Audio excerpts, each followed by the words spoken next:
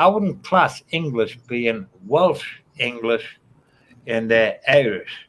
That's not Yeah, English. well, And by the way, there, Mr. Rocko Fowler with a white baseball cap on with a beard, and maybe it looks as if he needs a fucking shave. Hi, son. I get. So what? I couldn't. I don't understand Spanglish. Oh, Can you explain that to me? maybe I do not understand you for not speaking English. And That's okay. You don't have to understand me, buddy. You know, that's more than okay. no. I'm on a different level than you. Romeo, We don't want to go there because the jokes can pop off. I'm in a good joking mood. Trust Okay. me. I mean, I'm in a nice joking mood too, but you look like my bitch. That's Excuse me? you look like my bitch. yeah, he's way too many. Oh, Rocco, he's you way too hurt many. my feelings. You hurt my feelings. Yeah. I'm hurt. I'm going to start screaming like the old Rocco on Jacob's show. I got news for you, pal. I'm a whole new animal. I'm Rocco. recreated. This guy's My drunk. mind- I would just let you know, this guy's just drunk. But he's not here. Oh, he's always drunk. He's always drunk. What is new? By the way, What is new with that? I'm very cool here. I got 5 years. I got 5 years with no drink, pal. I think you need to lay that stuff down. Well, not really my southern friend. Calling people your bitch and not knowing them, you know, that hey, I'm just saying, man, you know, I'm not your bitch. I only said, and by the way, I'm not a female dog, so well, you look female to me. you know, I know my stuff, brother. I might have been a little bit in a depressed state of mind before and whatnot, but my mind is totally clear now. Now, I'm on the bigger and better things.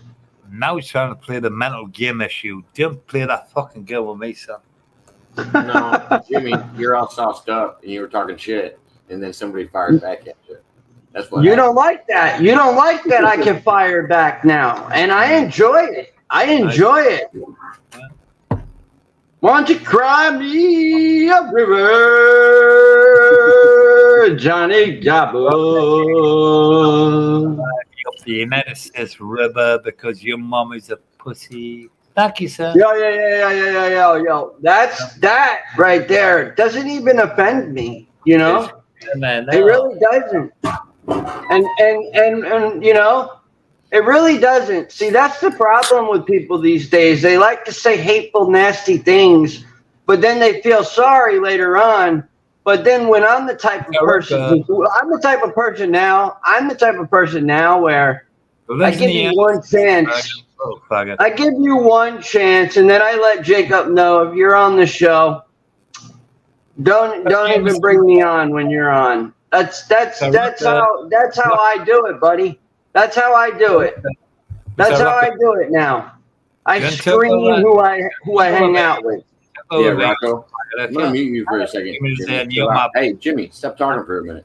Yeah, Rocco. I mean, he's gonna end up messaging me tomorrow, and he's gonna be like, "What did I say last night?" Because he's well, blacked that's out drunk. okay. He's blacked out. That's okay. Oh no, I know. That's okay. It's his own problem. I was just saying he does. Yeah. Like, he's not taking any of this in. He does this way too much because he's in Britain or he's in the UK somewhere, and he's Britain. drinking since he was live streaming it. Like, I have 2 o'clock friends our- in the UK. I have friends in the UK. I'm not in Ireland or Wales. I'm in England. It's all the same. Okay. It's all under British Okay, rule. Max Spears was well known in the England area. Diego, come on, son. No, it's him, Diego. I'm in England. That's why Ireland got out of British rule. No wonder you Americans are fucked up in the head. Yeah. Know why? Because of English rule. And all the Canadians are just Actually, I think you're wrong. There's pretty creative Americans. By the way, there, Mr. Rocko Fowler. There's also good British people. I don't have a problem with British people. I just think. Oh no, I don't either. But I hope this doesn't turn into a Mr. Bean episode. Oh, You know. all right again. Hey, guy. Hey, look. You started it, man. You sparked the flame.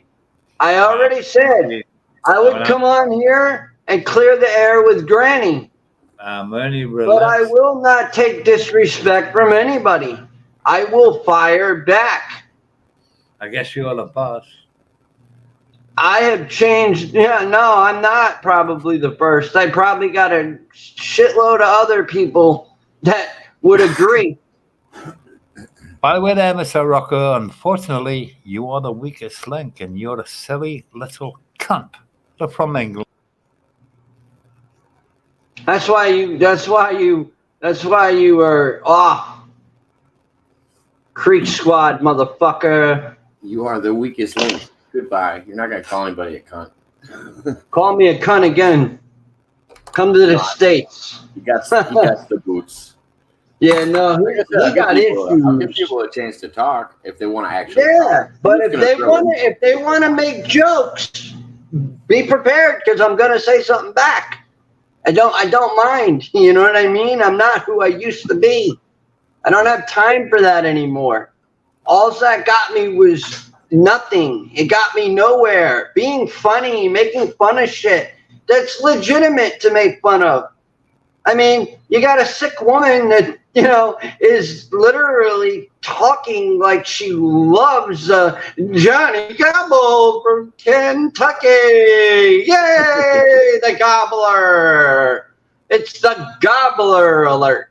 What was what was that payday song you sent me? I checked it out. Oh, man. Oh, no. Yo, Paul Fresh. It's that's an old man. That is an interesting. He shouts out the guy that produced the beat inside of the hook. So the whole hook, Paul Fresh. Yo, man. Yo, you gotta hear his diss track at MoCon. That MoCon is at my throat now too. Yo, man, when you get in with the creep, man, you get in the creep. You better be ready, man, because these when you get in the creek, you're in the creek. You're in there with, and they don't care. They will say whatever they want. Bro, I got kicked out of a Ryan Upchurch group the other day. Did you know that? I was in one of the biggest Ryan Upchurch groups, and I shared a meme. It was an old meme. It was like, come to MySpace and I'll play with your Twitter until I Google all over Yahoo or like something like that. It was like a weird. It could have been a mistake, Jacob. It could have been a mistake. No. I don't think it was. I didn't take it personal. But after I sent it, everybody acted all offended. I was like, do you guys know what made Ryan Upchurch famous and how he got on here? I was like, he was doing vines and shit, and he was doing funny gimmicks and shit on the internet. I was like, that's what I just sent. I just sent a meme, and you guys just blocked me from a group for it.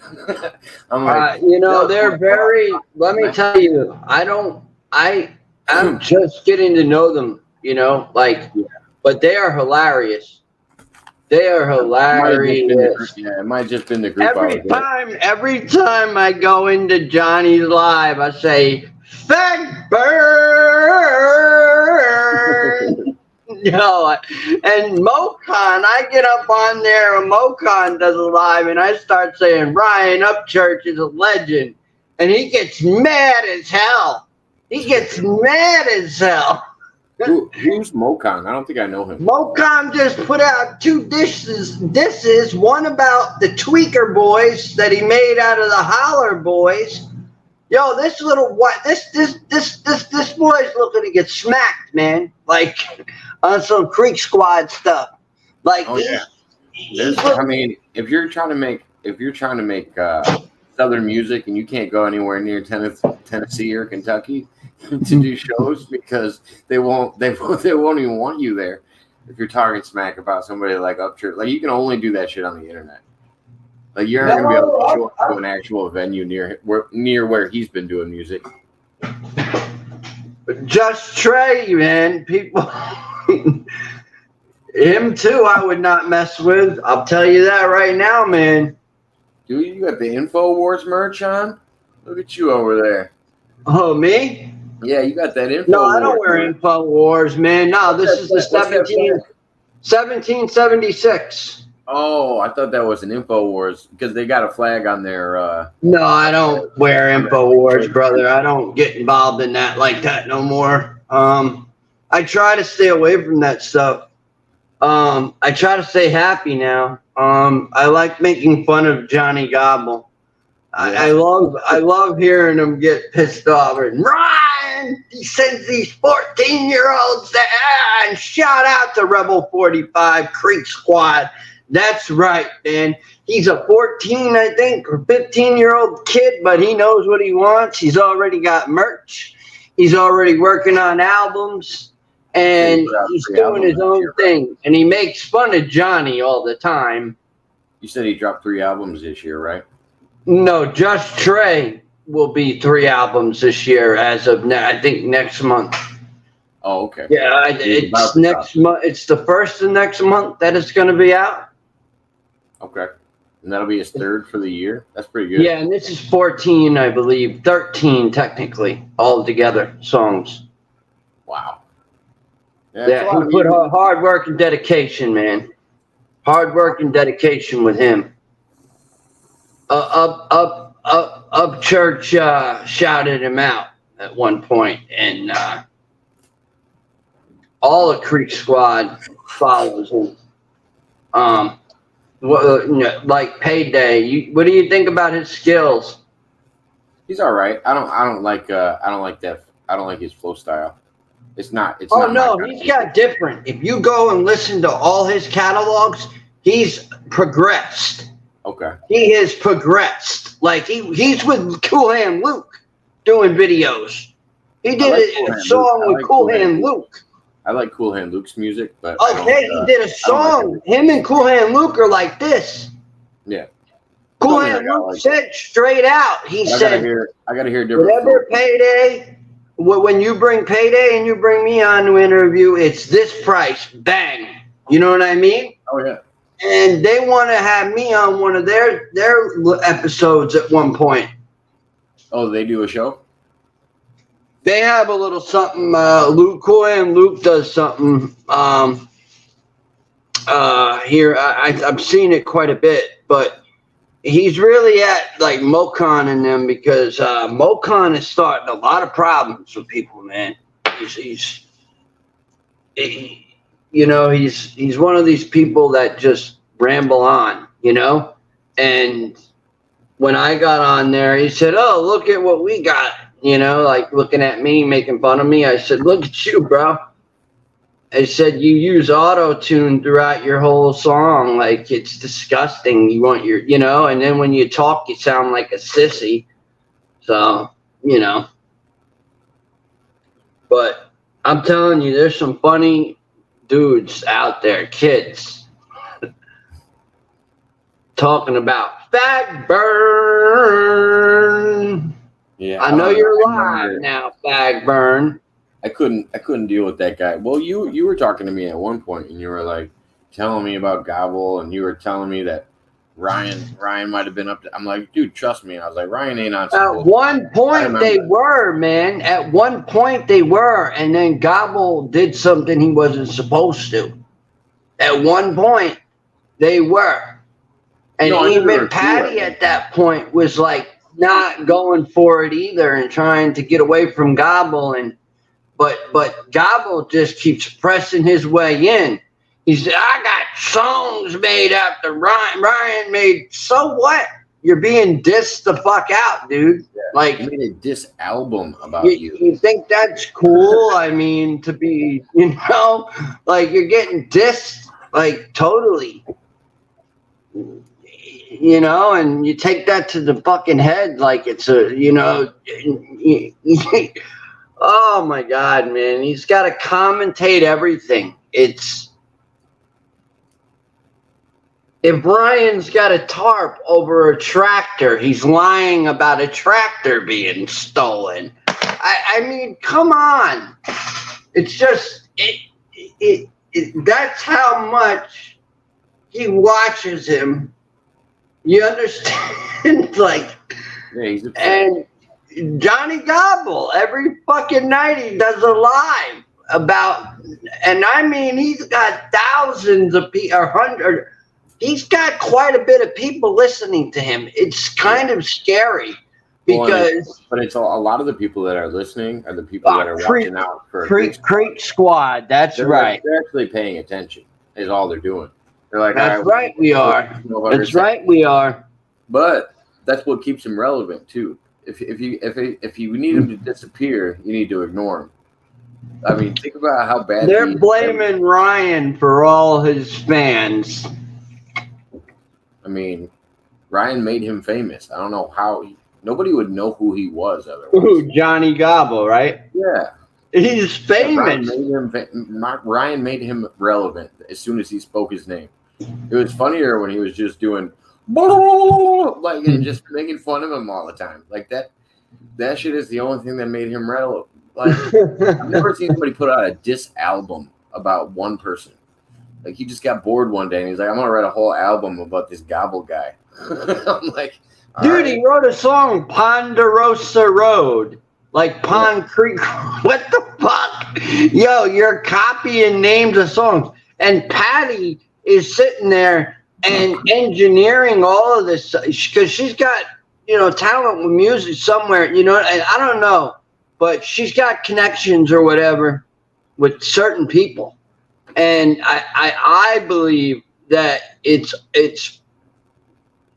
what's going on here, number one, I don't know why the fuck they would put his, court case on YouTube. Yeah, I don't know why the judge even allowed that. I think I think as a lawyer, I'd walk in there and say, Your Honor, there are people out there acting like lawyers on the internet, and they are tied in with Miss Patty Lynn or whatever, you know what I mean? Burgess. And they are talking about this stuff. And Mr. Gobble needs to be dragged into a courtroom. And Creek Squad's going to be waiting for him at the courthouse. And every night and every day, Gobble, I'm going to go on my channel and I'm going to let everybody know how much of a piece of crap you are. Well, I mean, isn't that how he got Get Ryan out of your head, man. But that's You'll never be your son. And Melinda, is probably going to kick you out of the house pretty soon. I heard that happens quite a bit with you, Mr. Gobbler. That's right, Johnny. You know what he did? You don't tell the 100% truth. You know what he did to walk into Ryan's crosshairs? He kept stalking them. Yep. That's how and it's going to happen. Mocon's going to do it to me now, and it's going to make me famous off of just, an idiot like that, because I have Ryan's back in it all. Like, I mean, look at it, the power of attorney thing eats me up. But, Ryan is growing in his own way. You know what I mean? Like, people are making allegations, Patty even said in a live the other day, I heard her say it. She said, I'm just letting them have everything. Well, yeah, because it belongs to him, you dummy. So you're going to try to plea bargain so you don't have to pay what you fucking owe. You know what I mean? Like, it's a no-brainer, but Johnny Gobble's like, oh, it's conflict of interest. No, it's not, because the other case that lawyer took was not anything to do with Ryan Upchurch.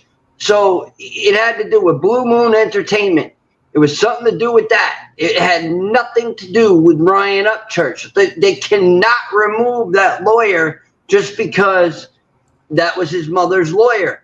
They cannot remove her. They can't. They can't. Going back to what you were saying, I don't think they ever should have aired it on YouTube or anywhere. There's plenty of cases where they don't allow cameras into the like Trump.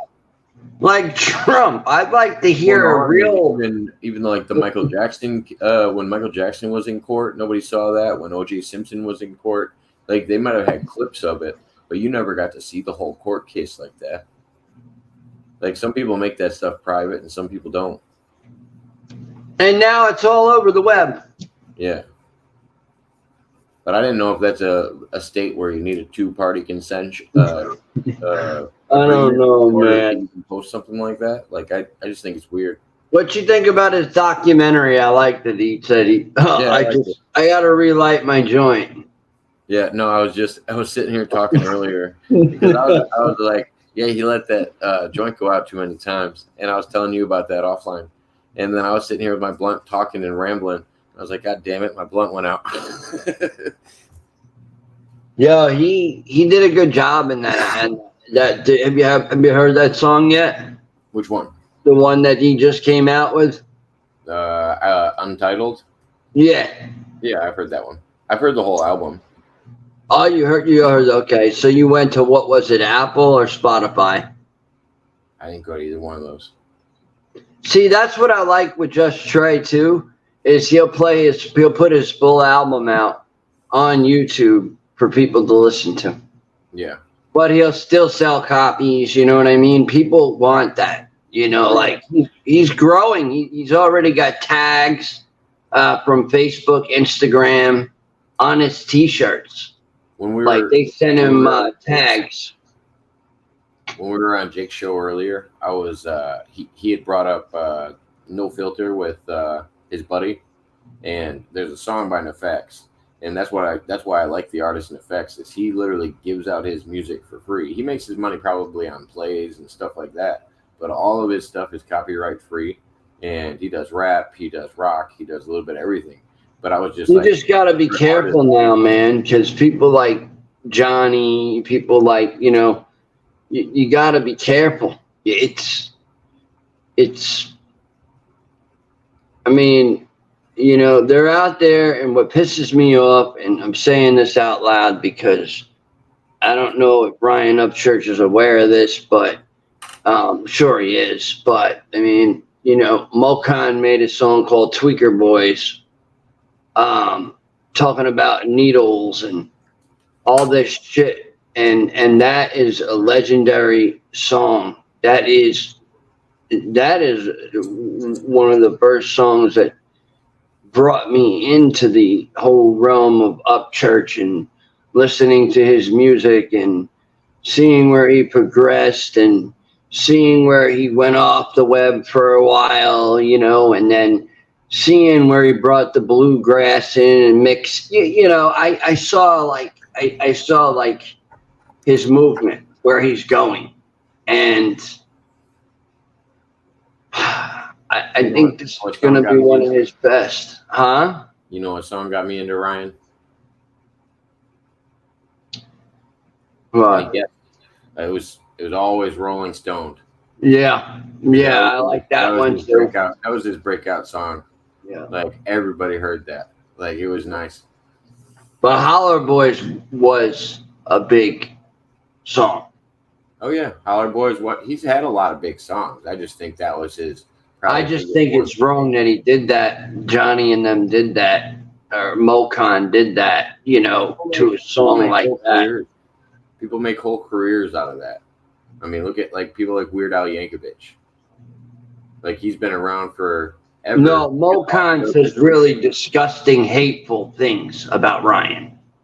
Oh. He's already got 2 diss tracks out about him.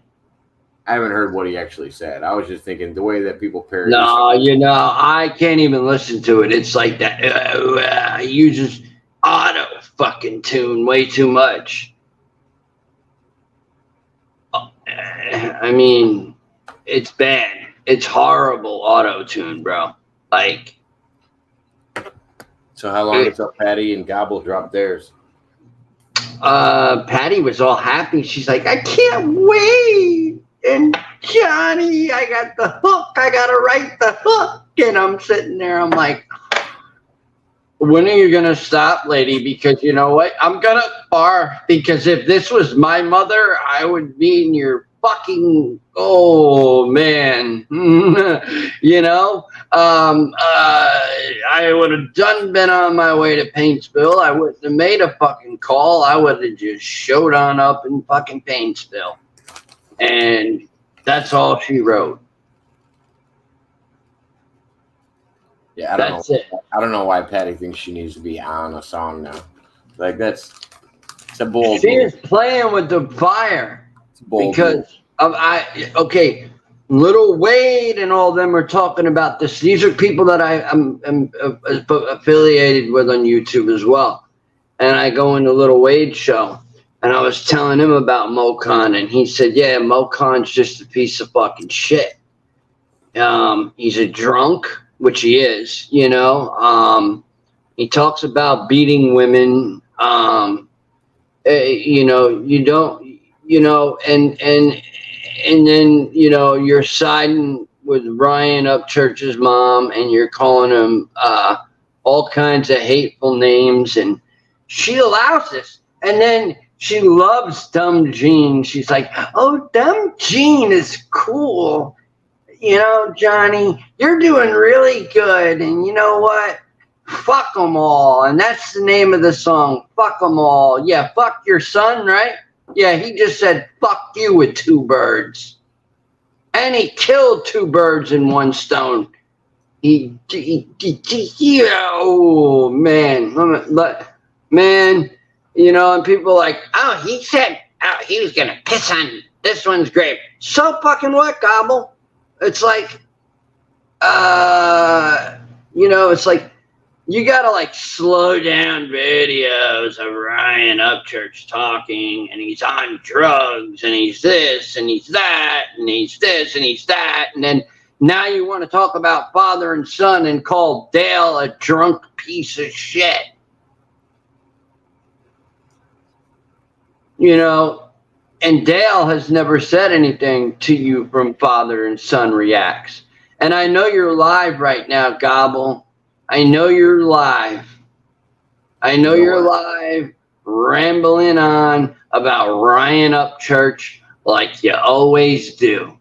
Ryan pays this one. You know, Ryan does this for this one. Ryan, so what? You know, so what? Ryan should write a diss track for Gobble, and it should be like.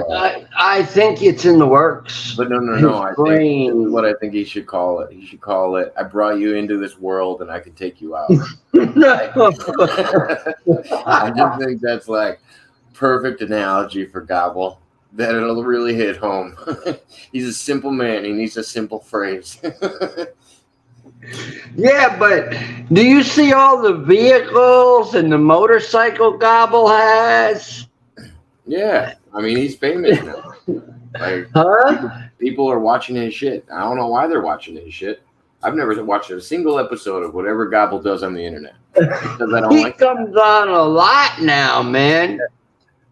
But I'm not going to support him. I'm not going to go watch his stuff. No, I just go on there and say, fag burn, you know. I love doing that, man. You got to get involved in his personal life a little bit. You got to troll him a little bit better. Oh, I do. I said, oh, Melinda, how's the IV use treating you? That's what I said to her.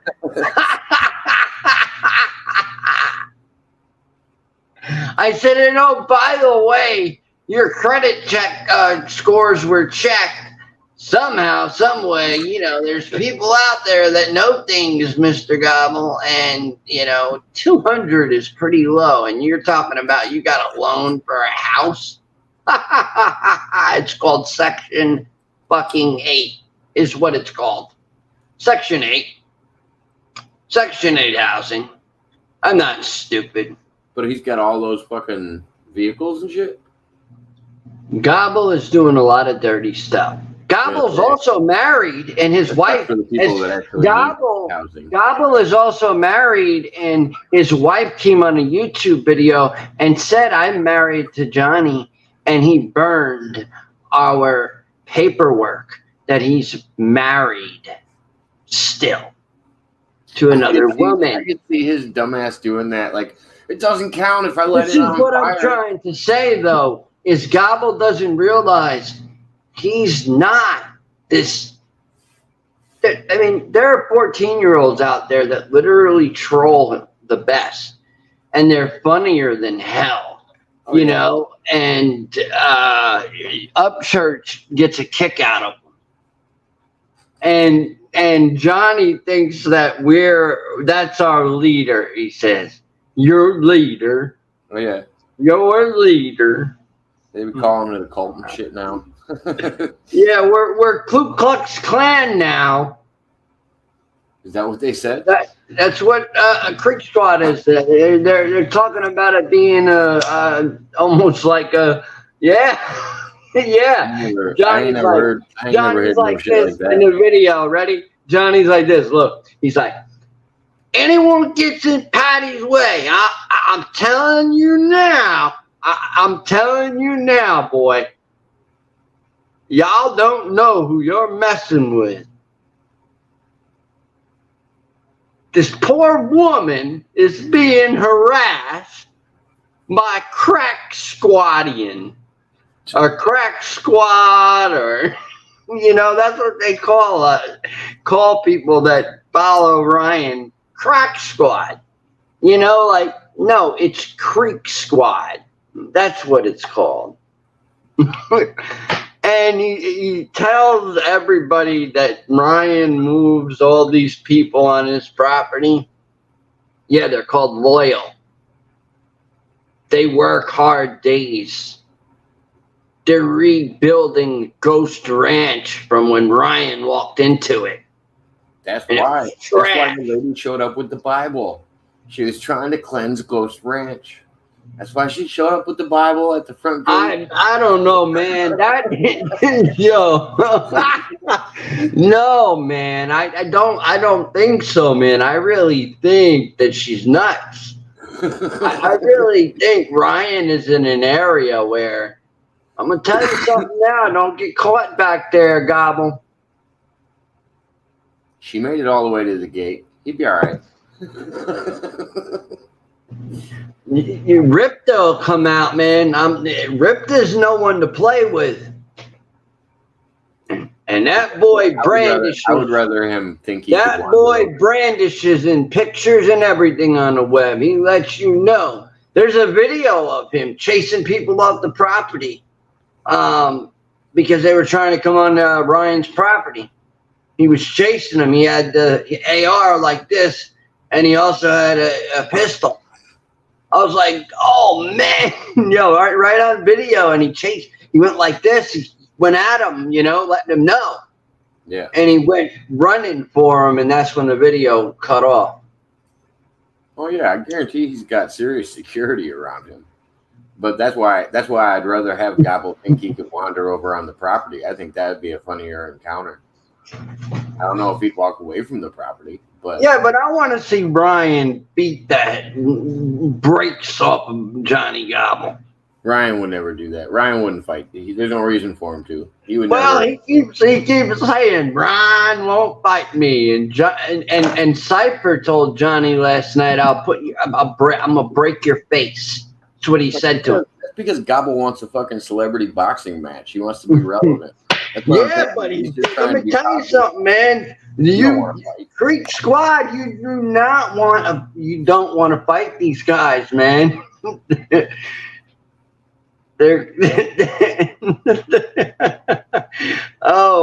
Jason said that there was a truck he saw and it had Creek Squad written on it.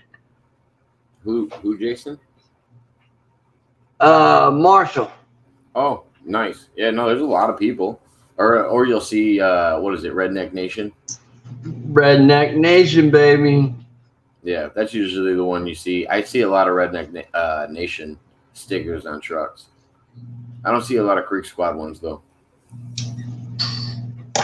It's probably because Patty's trying to end it.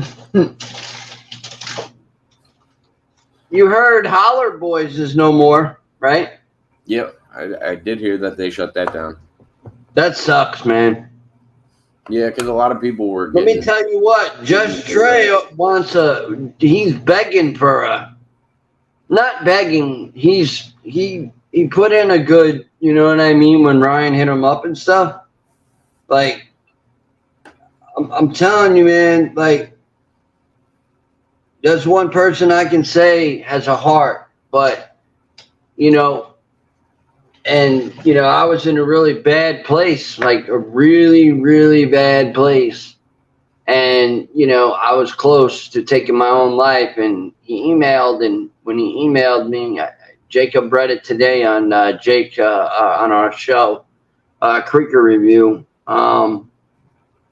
But it made me realize that, you know, things can be a lot harder. And that hard work, well, I when I heard one of his first songs, like one of the songs that I first heard was, I think it was Limitless. And then I went to the bottom, and then I started going through his catalog of music, and I started noticing how, like, I would just get so energetically charged by how this guy raps.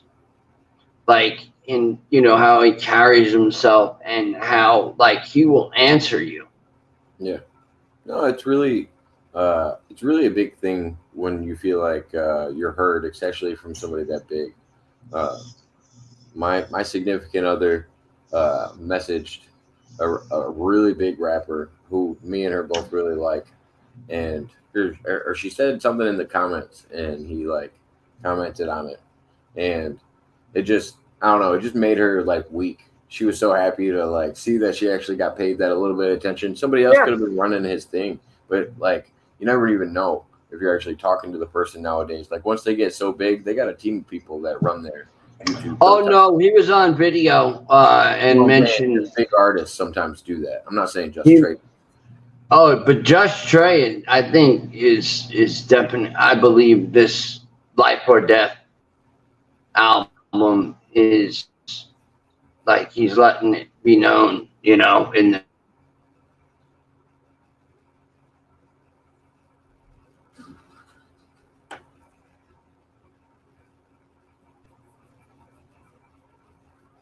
What's going on? What's going on?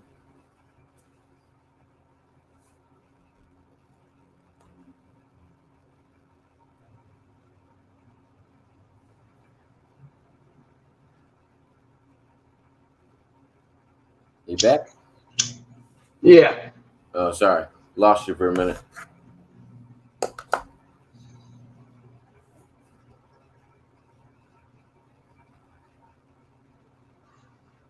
But yeah, no, the girlfriend was super excited to Yeah. that celebrity. It's an exciting feeling.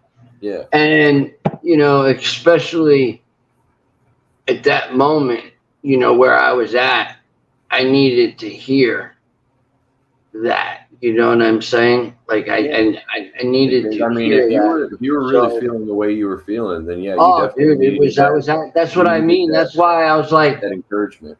Why do you think I walked away from everybody? I don't know, man. And it was something I've talked to you about ever since I met you. Well, I walked away.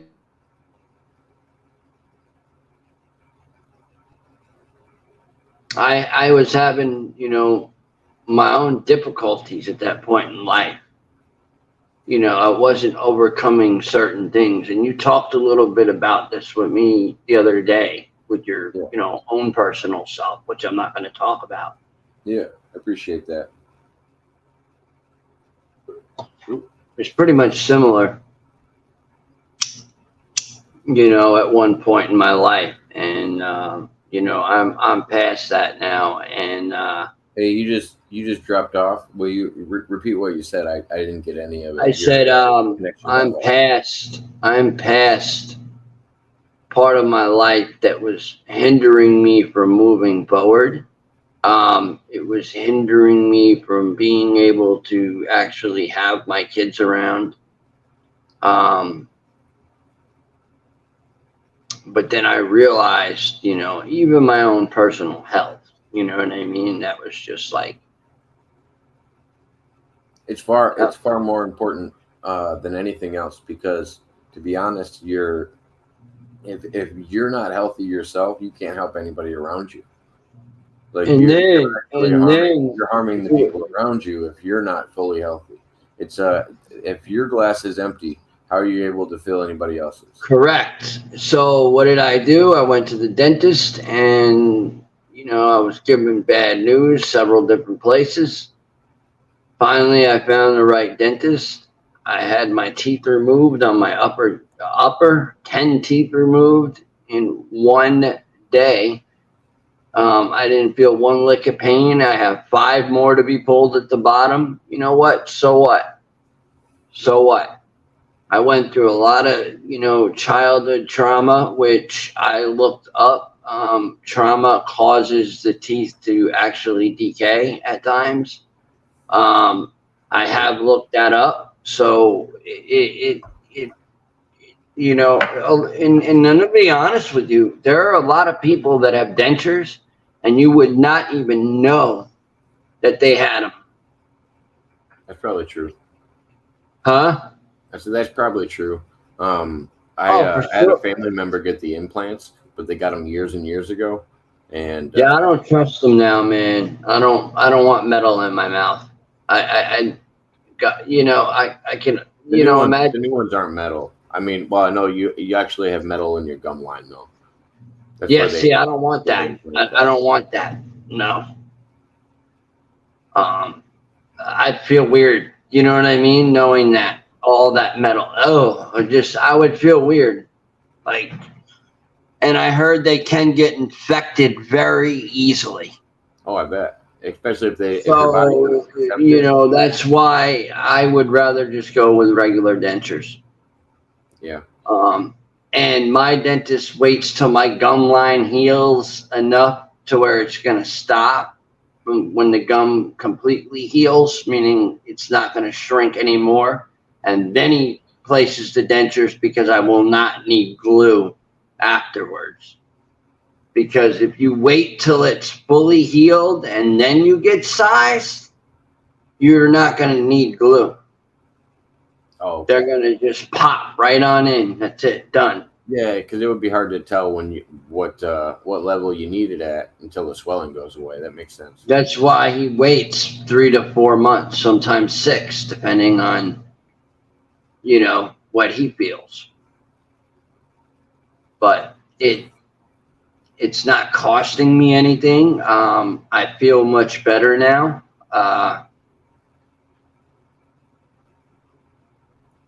I don't know if Mud Rabbit's dealt with it, but she said the gums recede for a while. It takes a little time. Oh, my gums are feeling great now. Yes, absolutely. Oh, yeah.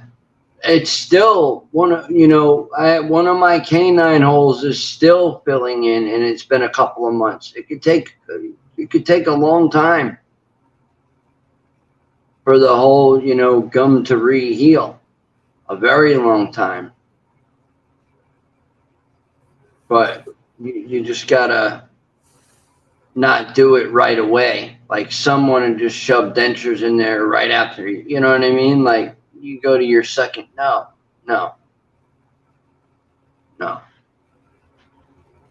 Nope.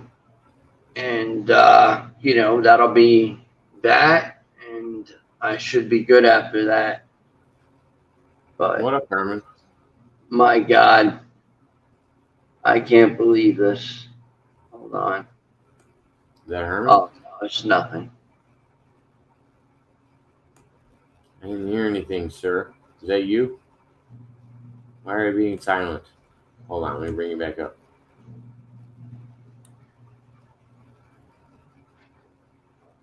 Good morning, sunshine. Mike's off. Yeah, I know. And I don't know why.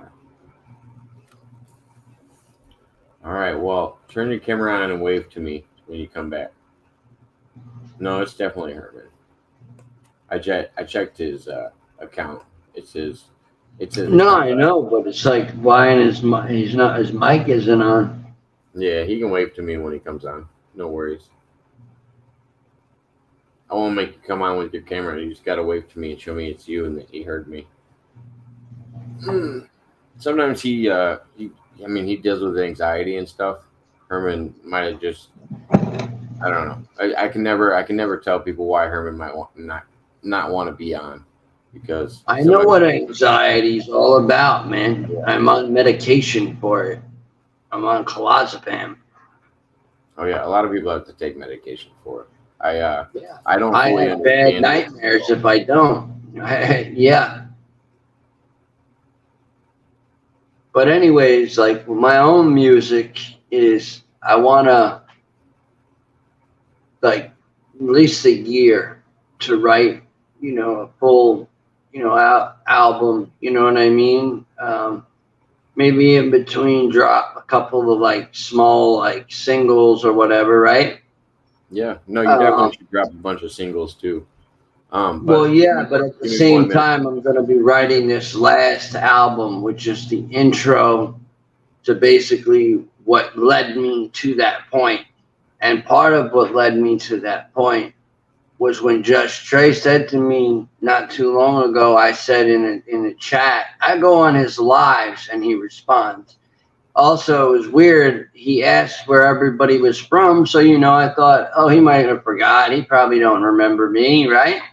Yeah. So I typed in Kansas City, Missouri, and he said, I already knew where you were from. Like, that's good. So. But hey, give me 1 minute. I got to run to the bathroom, but you can keep explaining it. I'll just let you That know.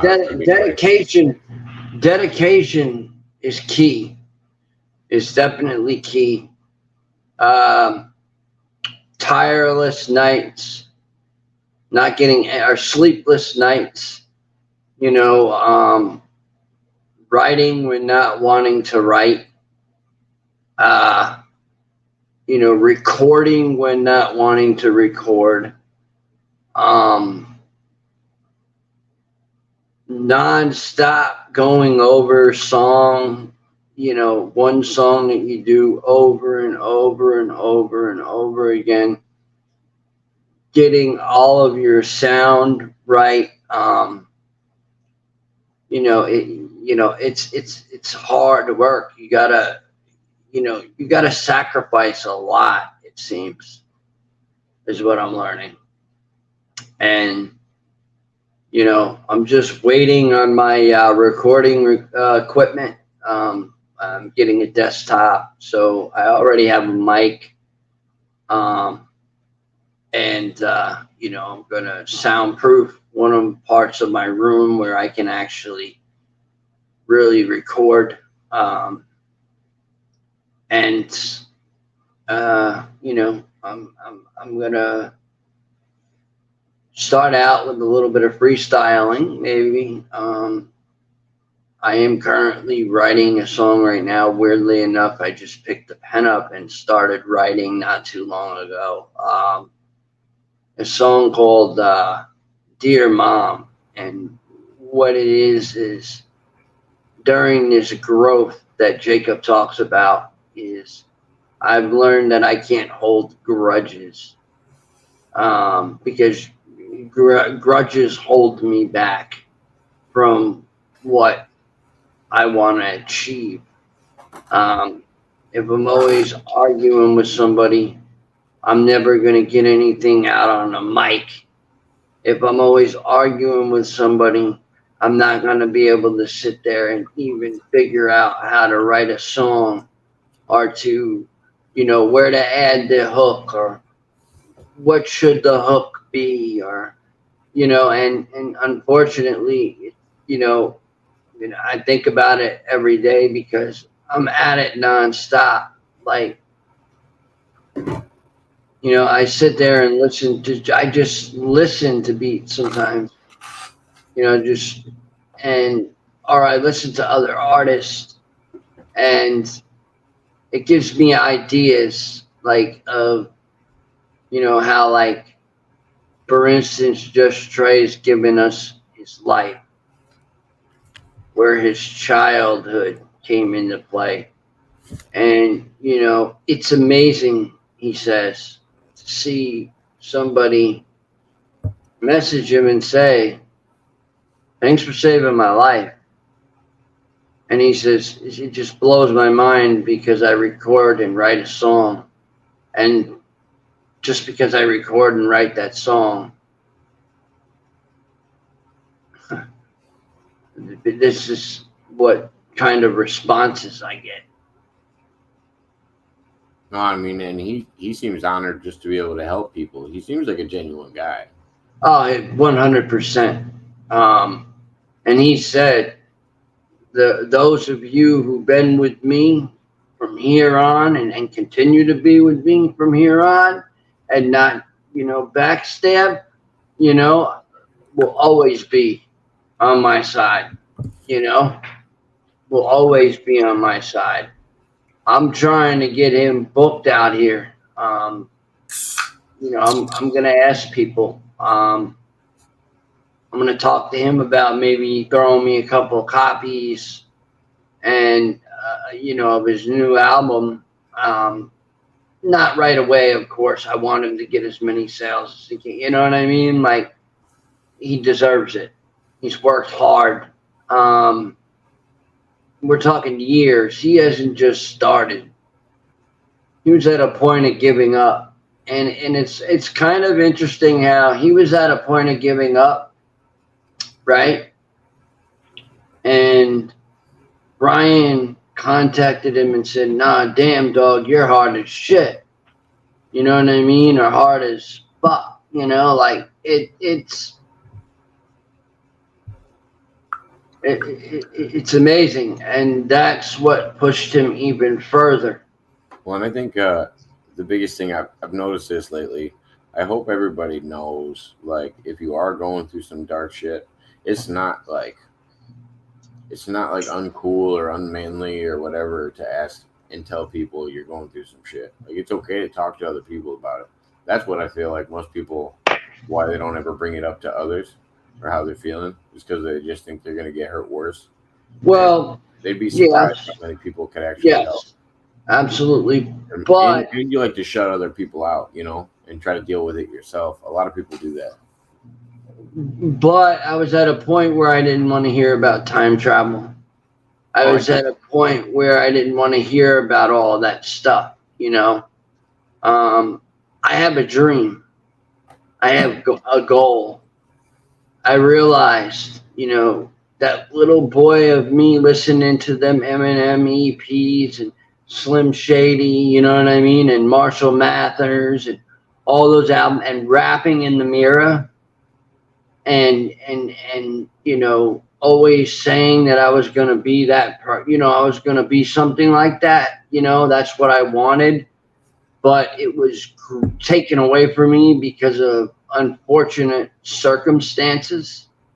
Kind of, makes me now realize when Just Trey said, because I said I'm 36, I'm not going to be, how the hell can I be a rapper? And you know what he said? He said, age don't mean nothing. He says, it's about the dedication. He says, if you had it in you then, you still have it in you now. I mean, look at Broadnax. Look at these guys. Yeah. I mean, they're older. But I mean, even the older guys, he's right. They already put that, like, they learned what they were doing probably when they were younger. But he's right by saying you always have that. It doesn't go away. Like, if you had it when you were younger, you can bring it back up. Oh, it's coming back. It's definitely coming back. And I don't want to lose that focus. I know people are like, well, where's the alien talk and all that, and honestly, I had a lot of dark shit happen to me messing around with the SSP community. A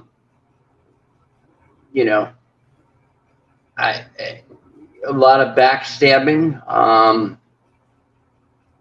Shout out to Creek Squad, much love. I've noticed that when you message something positive about Creek Squad or about Brian or about, how wrong something is, and you identify it, these people show you love. Shout out to Unsilenced as well. Meg Applegate, thank you for what you do. You're out there helping a lot of people. You're out there helping a lot of people. I totally stand by Unsilenced. I totally stand by it because I truly believe that there's a lot of kids out there that have dreams, that are locked in rooms, that their foster parents are paid, buku cash, or they're sent to these homes and they had dreams before they went, but their parents sent them away because they made a few mistakes and they felt like it was going to teach them a lesson, but instead it made them worse. Yeah. And I feel like there needs to be more advocacy. I feel that people need to start, if they were involved in that type of stuff, also me picking up a torch and guiding and leading youth in my local area, and speaking out for them, truly speaking out for them, kind of bringing them into my movement. When I was thinking about this, it's so amazing when your mind is clear and you can actually think, things through, like how I want to lay out my first album. Yeah. Like stories of friends that overdosed, of my father dying in front of, different songs, but different titles. You see what I'm saying? And because you told me you're trying to construct a story, and I mean, that makes sense for that first album. If that's how you want to tell your story, that's how you would lay it out. Like the key moments in your life, those are going to be what your stories are. Yeah. Those are what you're going to remember better than anything else. And you're going to be able to write that down or come up with that. And what I'm going to do, I'm going to be even more independent, like, others are doing, is get a CD burner. Oh, I already have one on that computer that's coming. And, when I record, the full album, right, or a couple of EPs or whatever that I do, I'm going to hand them out to local karaoke. Boom. You know what I mean? We're gonna get you. We're gonna get you on. I'm gonna get you on SoundCloud. Huh? I'm gonna get you on SoundCloud. It's a music. Oh yeah, but I want to make sure mic is set correctly. You know what I mean? Everything is set correctly. I want to make so sure I feel comfortable about myself. You know. Once you get a product, I was just saying it's good to use a media sharing platform like that. Yeah. Because, Apple, it's a way for people to find new artists. iTunes. Well, they have to pay for you to be on there. Like they usually pay for your product. If you're just trying to introduce your product to a crowd, something like SoundCloud is amazing because it's exposure. Like people find new artists there all the time, and that's how they get signed. And then their music's listed on Apple. And yeah, but I don't think I would sign unless it was just Trey. I don't know. I really don't know. Because see, with signing, right, it's kind of scary. Holler Boy Records, is no longer. You're giving away a piece. Whenever you sign something, you're giving away a piece. Yeah, of course. And you just gotta hope you know how big the piece actually is. Right, right. But of course, but at the same time, it's like I don't want to sign with no huge Hollywood label either, where I'm gonna get screwed. I don't want to be a Chase Matthews. You know what I mean? You should do like online artists and independent artists do, and you should do your own thing and release your own music, where people can buy it off of your stuff. You know what I mean? Right. That's where you own. Right. I mean, Ray Charles asked for that when back when he was an artist. He has to own his master copies, so that. Well, there's a DJ in California, DJ Flip, that does that. It's a one-time fee. You go, you put an EP together, right? You get all the royalties, you get everything, and you get to go promote it and perform whatever you want. Perform any of that music. So that helps. You know what I mean? Oh, yeah, it definitely helps. And DJ Flip, that white boy's got some fucking flavor with his music.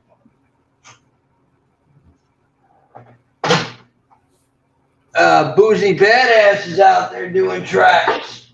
Sorry, my rabbit's yelling at me. I gotta get him some food. Oh, the rabbit? Yeah. Yelling? I got a porcelain food dish for him, and it's really heavy, and he gets under it and like flips it over whenever he needs food. He's been eating a lot lately because I think he's getting a little. He's almost tripled in size since I got him.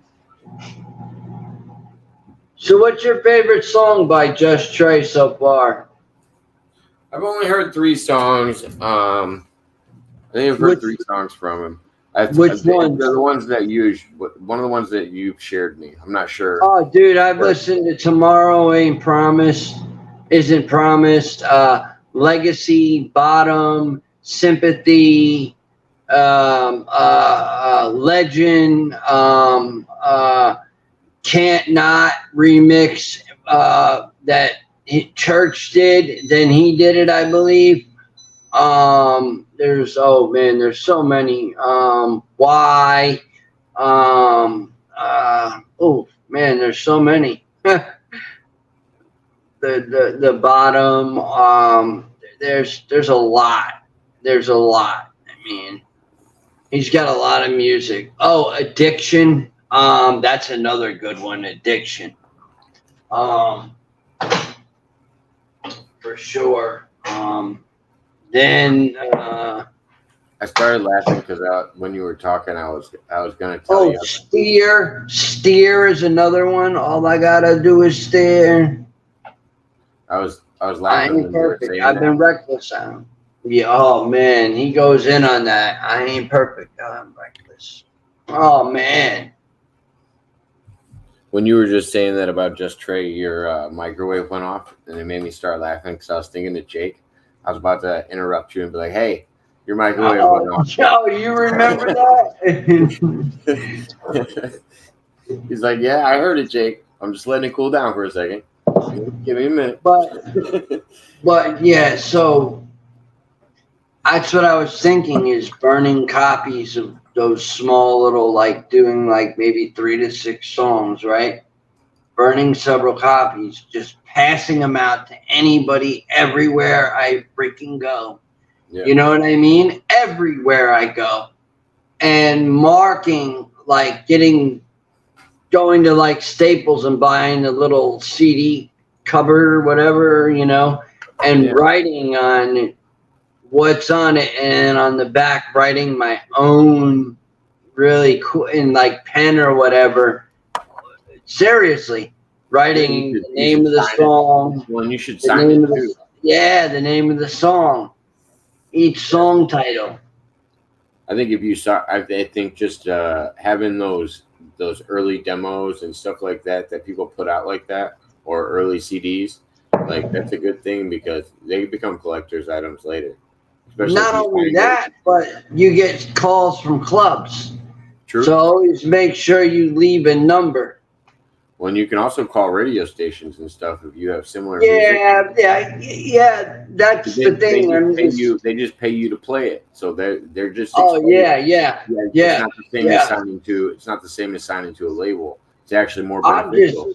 I'm serious nervous about like Hollywood type stuff. You know, you gotta be careful about it. You know, I mean, because I'm telling you now, I got so much inside of me and so many stories that I truly believe when I sit back and I smoke me a L, and I mean, that's when I know I got to smoke a L, and I get lost in the song, you know, like I could tell that it's going to have its own flavor. And like Church said in the documentary, I want to be a flavor of music. And that's the truth. I want to be a flavor of music. Not a genre. Yeah, No, fuck good. all that. You either like chocolate, strawberry, vanilla, whatever, raspberry, peach, whatever. It doesn't matter. Whatever flavor I am, you feel that flavor, cop that demo. That's it. You know what I mean? Like that's it. That's where I'm at right now with myself. That's what I think is cool about what you said about Ryan is he's basically saying I'm Neapolitan, I'm chocolate, I'm vanilla, and I'm strawberry. And don't put me in a box. He's like, I'm not. Don't put me in a box because I can rock out. I can do the head banging thing. You know what I mean? Hey, an opportunity's an opportunity. And if any, especially with music, if you want to be known, period, say a rock band says, oh, I seen you bang your head, you know what I mean? We want to, and you scream or whatever, you know what I mean? Like I could do that too. That's a part of being an artist. Well, I say good music is good music. If you enjoy something, it doesn't matter if it's country, it doesn't matter if it's rap, it doesn't matter what it is. Good music is good music, and you can tell by the lyrics, the thought. You can see the process of somebody creating good music. But it's. I look back at my young age, and I look at some of these young guys, and I'm like, damn, I wish I really would have not pushed school like I did out of my life.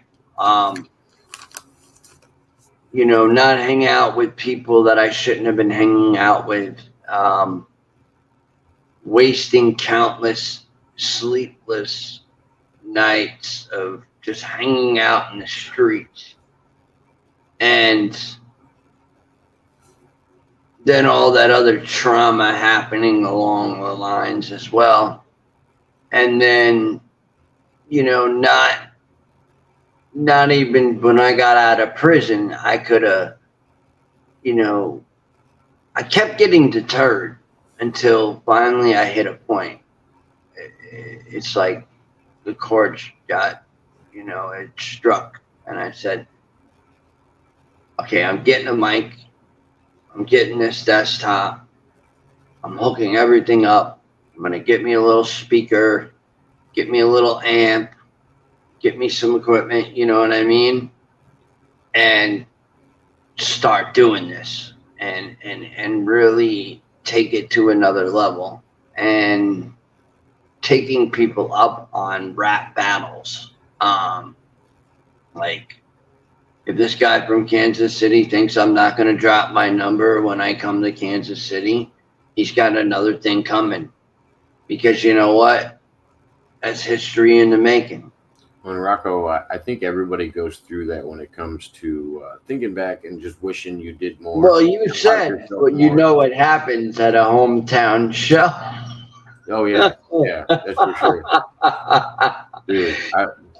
Dude, if you wanna see the biggest fucking independent artist in all of the goddamn country, you just go to Kansas City, Missouri.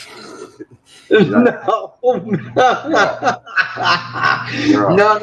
Tech Nine runs independent. He's the only independent artist you will ever see on the Forbes list.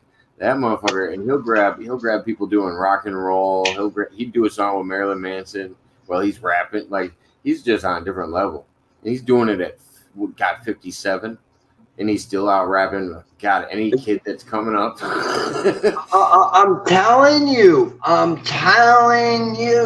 was just talking to somebody about that the other night, and they were like, yo, you see? Look at his age. Yeah. The majority of rappers, like, you can tell when somebody's good, you can tell. Yeah, man. Like, it's crazy. Because everybody's rap shit and all this other, like, there's a lot of bad rappers that are like mainstream, and I'm like, dude, you guys are garbage. Like, there's so many good rappers that nobody's looking at. Like Judge Trey. Yeah, like Judge Trey, man. Judge Trey must be on that list. But yeah, there's just so many people that don't get to break into the mainstream just because of not signing them with a label, and I think it's insane. Like, I got a short list. Morgan Wallen's team contacted Ryan Upchurch because of the fucking. And you know what Ryan said? Excuse me, something about okay, and your point, fuck off or something. He told Morgan Wallen, fucking team, dude. I told you what. Oh, no, absolutely not. And thank you. Keep pushing me. Thank you. All it takes is motivation. Absolutely. Motivation. Some nights I'm not going to be able to, I'm going to have to tell my daughters I can't see you. I have to go, Daddy has to go do this because this is a part of what Daddy has to do in order to get to where Daddy wants to get. I want to be a legacy. I want to be a legend. I want my genes to basically, my daughter at 4 years old, or 3 years old, gonna be 3. What is it? It's this week. She's already picking up phones. Whenever I'm sitting there, I'm rapping. She does the same thing.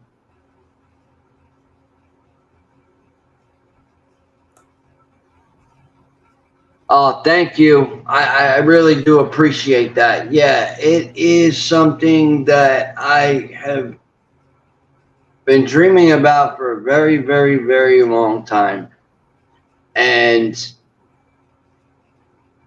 it's like, okay, I don't have to go to a conference and necessarily talk about this stuff.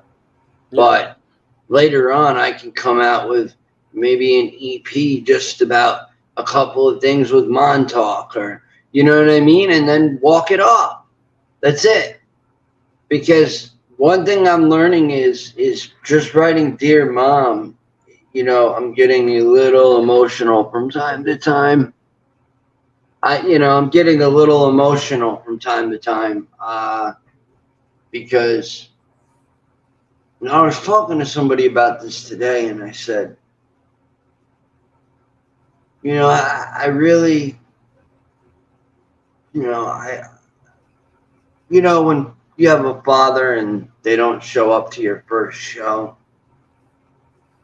and, you're sitting there and you look into the crowd and you're singing the song about what he used to do, and you just turned around and gave him forgiveness.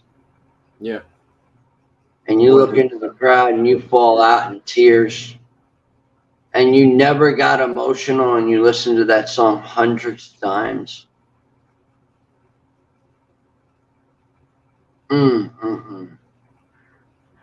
I feel that pain. But one thing he didn't do is go get messed up and go say, you know what, screw my career. No, he kept pushing.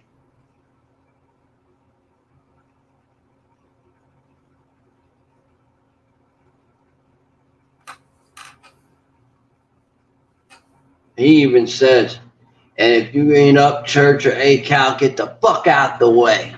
I love how he says yo. That's good. He's got a good balance and respect for everybody around him, though, too. Like, he knows where he's at and where he wants to be. I mean. Well, yeah, and also,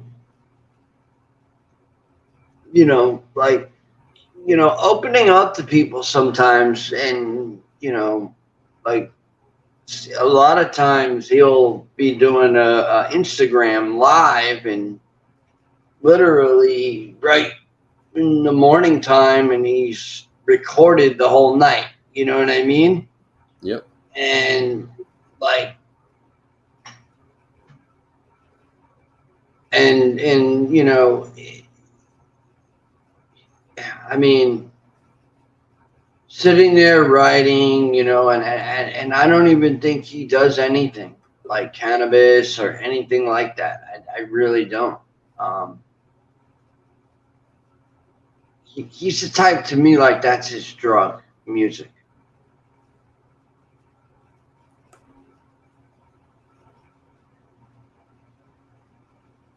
That's his everything. Yeah. Hey guys. What's up, man? It's Long time no see, Andre. Hello, hello. See you later, Mud Rabbit. Have a good night. yeah, it's been a while. Hold on, I gotta turn up your microphone. I can't hear you. Can you guys hear me? Or? Hold on, I got you. Oh, hold on. Yeah. Give me a check, check, 1, 2. Hello? A little bit better. Try it again. Andre, say hi. Hello? All right, I can hear you a little better now. Yeah, it's Yeah. yeah. Long time no see, man. Are you still traveling? I'm still at the hotel. But yeah. You're gonna have to. I can barely hear what you're saying. Yeah, we can't hear you. It's like I said I'm still at the hotel. Oh, okay. Yeah, but Nice. Where are you going? is this John? No. Fine, go. No, I need you here. Okay. Damn. Alright, sorry guys. So where are you going? No. Tell Sean. Tell Sean I said hi. Okay. Sean? He knows I'm his favorite. So, how you guys been, Jacob and Rocko? What's up, boss? We can't really hear you. You're gonna have to talk like right into the microphone when you talk. I said, how are you guys been, Jacob and Rocko? Doing pretty good, man. Can't complain. That's good. That's good. Yeah, I'm still at the hotel. As Damn. All right. Why aren't you in the water? What are you doing? Why aren't you out there swimming? I don't really like to swim. Oh, you don't like to swim? Yeah. But yeah, I thought I made come out here and say hi to you guys. No, I'm glad you came up, man. That was really nice of you. Thank you. Yeah, it's been good. Yeah, it's good to see you guys again. And, Yeah. Mud Rabbit was saying you're a handsome devil in the chat. Thank you. She saw you come on right before she was leaving. Thank you, Rabbit. But yeah, it's been pretty fun. Just hanging out here. Did you get to see a little bit of our stream earlier? Yes, I did with Michael McIntosh. Yeah. I was surprised we went so long. I think we went like 2 hours and 40 minutes or something. I was like, geez. We probably could have gone another 2 hours. I don't know. There's something about, I don't want to go like crazier than 3 hours and at least a one-on-one interview anymore, because I feel like a lot of people check out after a certain point, and to making highlight points and shorter videos and stuff like that so that people can stay on track a little bit more. Yeah, people have a short attention span. Yeah. That's why TikTok is so big. Yeah, that's why it got hacked. Mine. I was getting up there. My followers were getting up there. It was.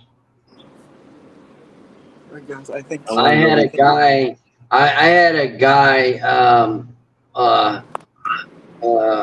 What an ashtray that Eminem signed. To make music and whatnot, write music. And he was commenting on my stuff, and people become. Katie Noel was in my chat supposedly today. Jake said. I wonder why would that be, Jacob? Huh? That's an interesting one. Why would she come in? I mean, why do people gotta, do that kind of stuff? Hold up. They don't like the fact I'm taking. They don't like the fact I'm taking. They say Mokan says my leader. Somebody reached out to me in the chat earlier and said something happened in your comments earlier today or something on your channel. Oh, guys. What about them? Sorry. No, they were asking what happened, and they were asking if I could help. I'd be happy to help if there's anything I can do. I don't know what was going on in the comments. I didn't hear about it. Oh, it was a bunch of idiots. it was people that were not on Ryan's side. You do know that, right? No, I didn't see it or hear anything about it. I'll see you later. Jake said, Katie Noel, Johnny Gobble, and quite a couple of other fucking guys were on there. You heard?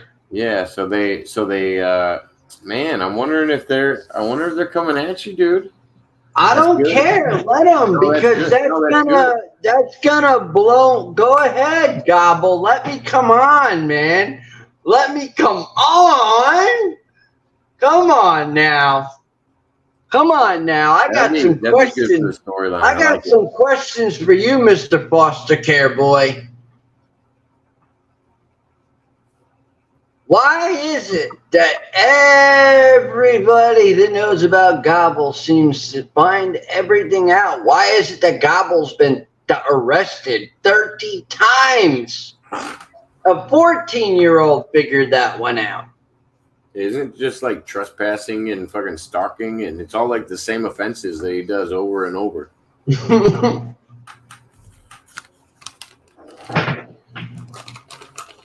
I remember all the videos where he used to show up at like the courthouse and shit. Like Monday court. I wish they would show the courthouse. I really do, because Creek Squad's gonna be there, man. No, I remember he used to go into City Hall all the time and like come in with complaints about Johnny Cashville might be going to whoop his ass. Oh, I wouldn't make that public. I'd just rather have him show up there. Oh, no, he already did it himself. People already have done that themselves. Cypher has done it himself. People are done with Johnny Gobble, man. They're done with him in his mouth. He talked about Kansas Rebel Man's kid. He's really crossed the line with Creek Squad, and I've been following them long enough to know it, because at one point he was good with them. He was all about it. Yeah. But now Dumb Gene and all these other, the Gene regime, whatever, and, they're making all this stuff up. To me, why are you so obsessed? That's what I'd like to know. Yeah. I mean, why are people pointing out the obvious? It seems like it's just a repeat pattern he's done all through. But it's gotten really, really bad. Well, it's just more public now because people are watching it. That's what I mean. Like that shit goes. Why do people watch him, right? What's that? Why do people watch him? Oh yeah. If you told me he had 1,000 people watching his video, I'm like, Think about how many people. But it's always in the hundreds, man. It's always in the hundreds. Doesn't matter. That means he's getting paid by YouTube just to show up. And he blabs out about it. And then he says, "Oh, who's the Mikey 12 point? Mike 12 point." Remember, he wanted to fight Ryan at Redneck Brawl. Dude, I don't know why he's trying to fight anybody. What? I don't know why he's trying to fight anybody. That's just a bad idea. Who else? Gobble Who else did he say he was gonna fight? Gobble, dude, he's old as fuck. He'll have like a heart attack or something. He's so out of shape. Who else did he say he was gonna fight? Oh, I don't know. Like I said, I've never seen a single video from Gobble. I don't support the guy. So He was gonna go on that Redneck Brawl. He got on there and said, "Johnny Cashville," you know, like the Redneck Brawl, man. I've never seen any of that. I did. I followed this crazy shit. Oh. And Ryan would say, "Oh God, what do we got here today, guys?"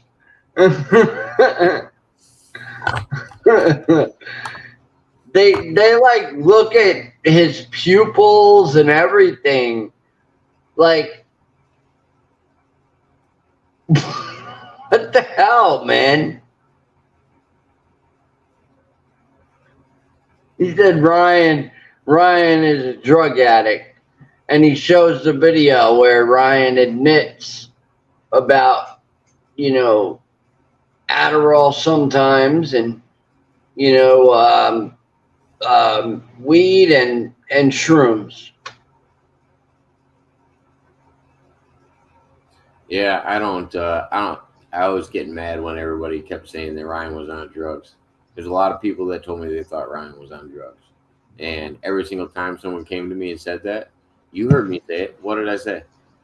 I said, no, he's not on drugs. He's probably doing something natural. He's probably smoking weed or doing some mushrooms or something. I was like, that just seems like his style. He's not, I mean, he's taking some mushrooms and looking for fucking spaceships in the sky. Like, that's just Brian's style. He's not trying to. Yo, I'd love to hang out with him, man. That'd be fun. Hell yeah. I want to hear his UFO story. I know he's got one. Him and I think it was Kansas Rebel Man who saw that whole thing. And Patty was there too.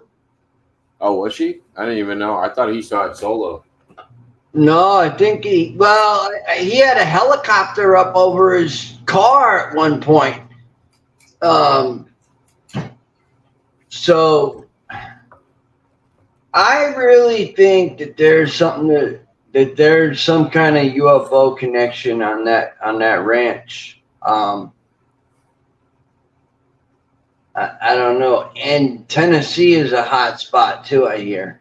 Well, and that when he dropped that song, everybody was kind of thrown back. They were like, "Wait a minute, he kind of believes in some stuff," and because he doesn't really talk about that publicly usually, and all of a sudden he's like, "Wait a minute, all right, I'm gonna drop a song about UFOs." Like, and nobody knew he was about to do that. I think it threw everybody off. Which one are you talking about?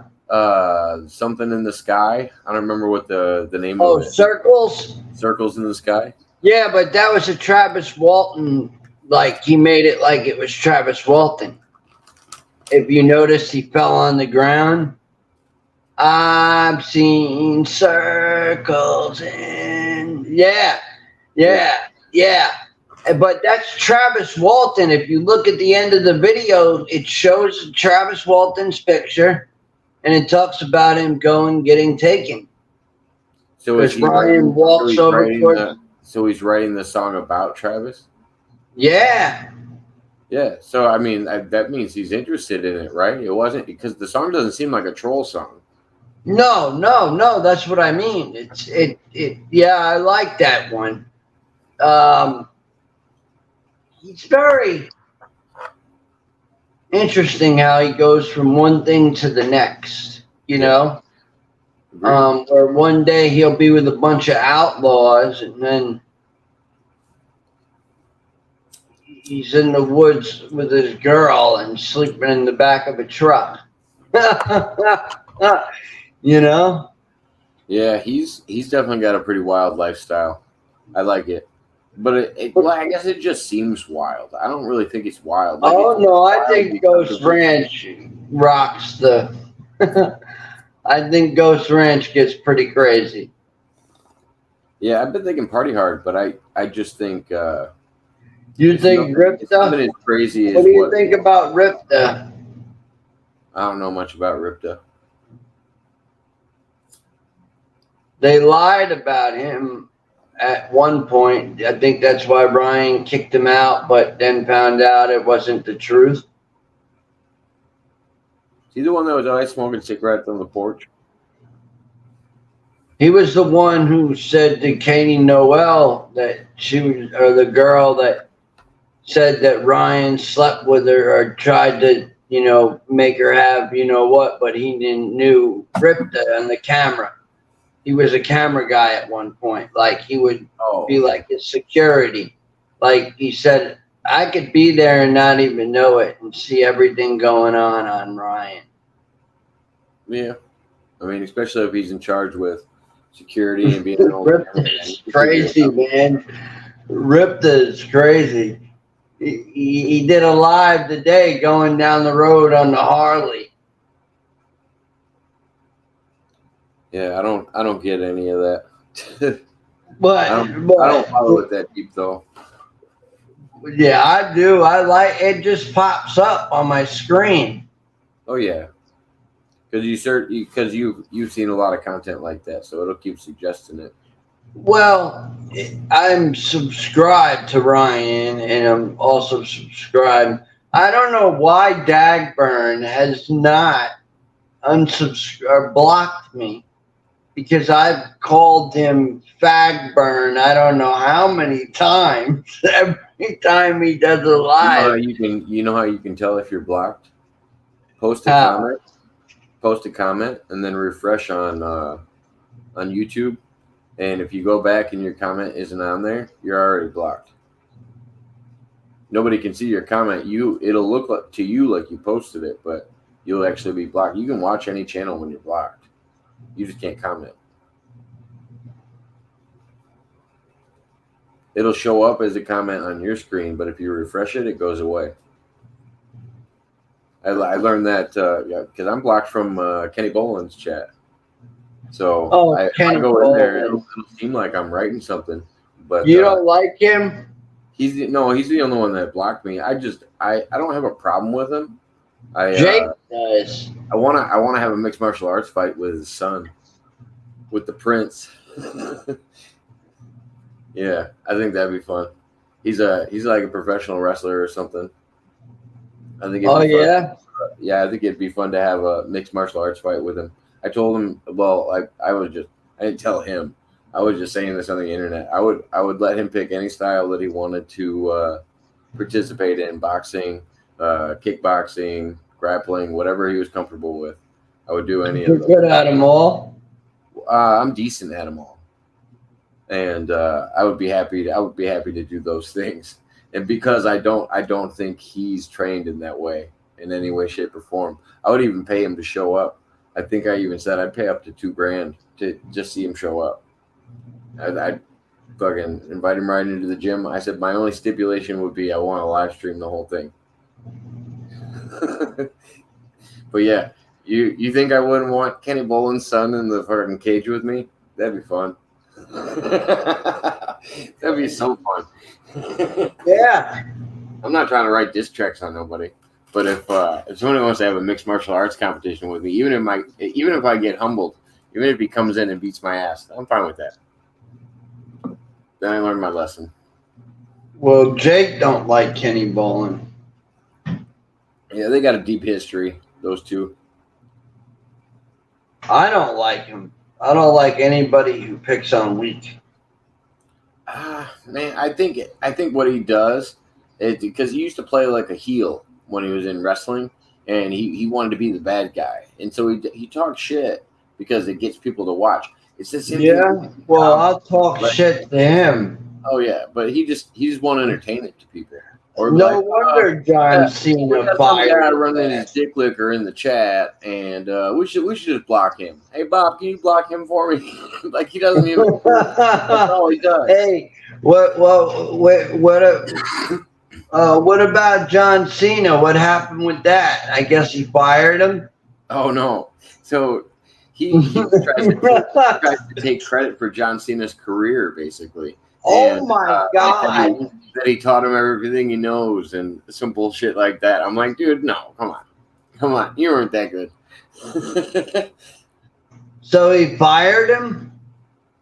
No, I don't think he was ever working. John Cena was never working for Kenny Bolin. No, I thought Kenny Bolin was working. It was like something to do with him, like. Oh, I don't know. Maybe he was a manager or something for him, or that's what I think. Jake said that. I think Jake said something about that.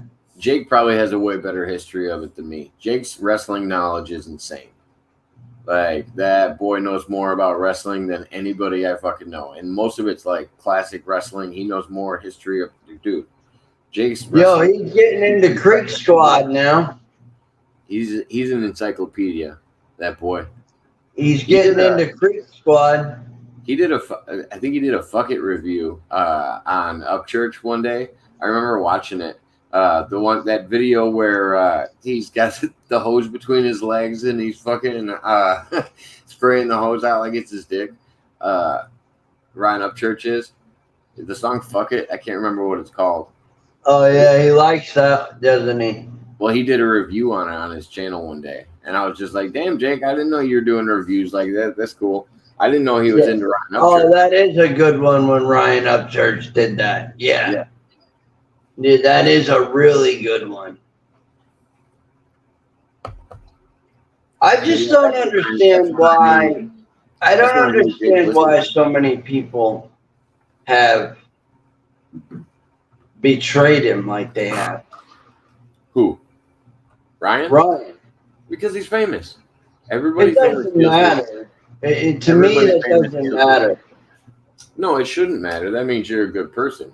What I'm saying is, everybody tries to take advantage of a famous person or somebody that's got some kind of wealth, or, they're just trying to come up on somebody else. Because there's a lot of fucking evil people in the world. And just for the record, to anybody that hears this that doesn't hear it now, Ryan is definitely worth a lot of fucking money. Okay? So, regardless of the fact, he's got dealings with other people. You understand where he's making money. Trust and believe that. Oh, I didn't even see that, Canadian. Thank you. Like I said, I'm not going to claim to be better than him at anything, but I think it would be entertaining regardless. Like, I don't care if he's trained or not. If he is trained, great. Pick the thing you're really good at, because I like to compete against people, even if they're better than me. I'm not trying to back out of something because I think somebody's better than me. I encourage that challenge. I would be happy to live stream it. It would be a good time, and I would pay him to show up. I even said I got a buddy with a plane and a helicopter. We can pick him up. We can pay for his transportation. One of my old bosses is a pilot. I figured this out. I could figure this out. I always said, if there was ever a zombie apocalypse, I know exactly where I'd go. And right. I know how to have access to like planes, and I've thought about this for way too long. I'm an emergency prepper if I need to be. I can bug out. And, if society goes crazy, I could go live in the woods by myself for a long time before anybody knew I was there.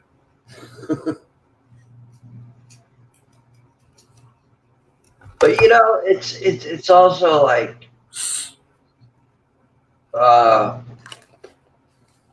you notice how like Upchurch also like got mad at some people in the beginning, like when Patty was still around, and you notice people started dwindling away, and then Thanksgiving rolled around.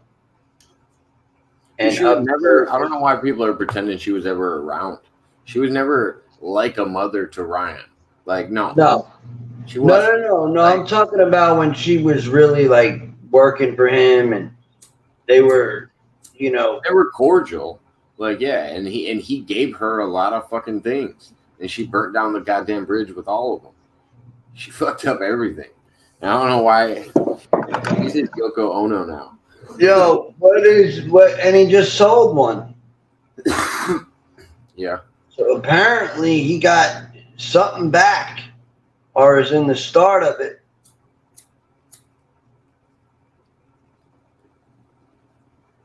Because me personally, I still don't know why they would put that on the web. I just know he was closer with his aunt and all of these other people in his life besides Patty. And then she tried to claim all this bullshit about, oh, I'm his mother and this is the way he treats me and blah, blah, blah. That's what she said in the courtroom. And Brandon Luce, that was my boyfriend, Yeah. She was always up to some bullshit. And people just started. Do you think Gobble's girl's going to kick him out again? Do you think that saga's going to start again? I don't even care enough. You know what I mean? Like, I love it because I love making fun of his ass. He doesn't care. That's why he puts it on the internet. If he actually cared. Yeah, but then when he gets made fun of, he does not like it, man. Yeah, that's true. He doesn't like getting made fun of, but I think he plays it like. So I know a bunch of internet people that I used to watch. They call them lol cows, and it was just people that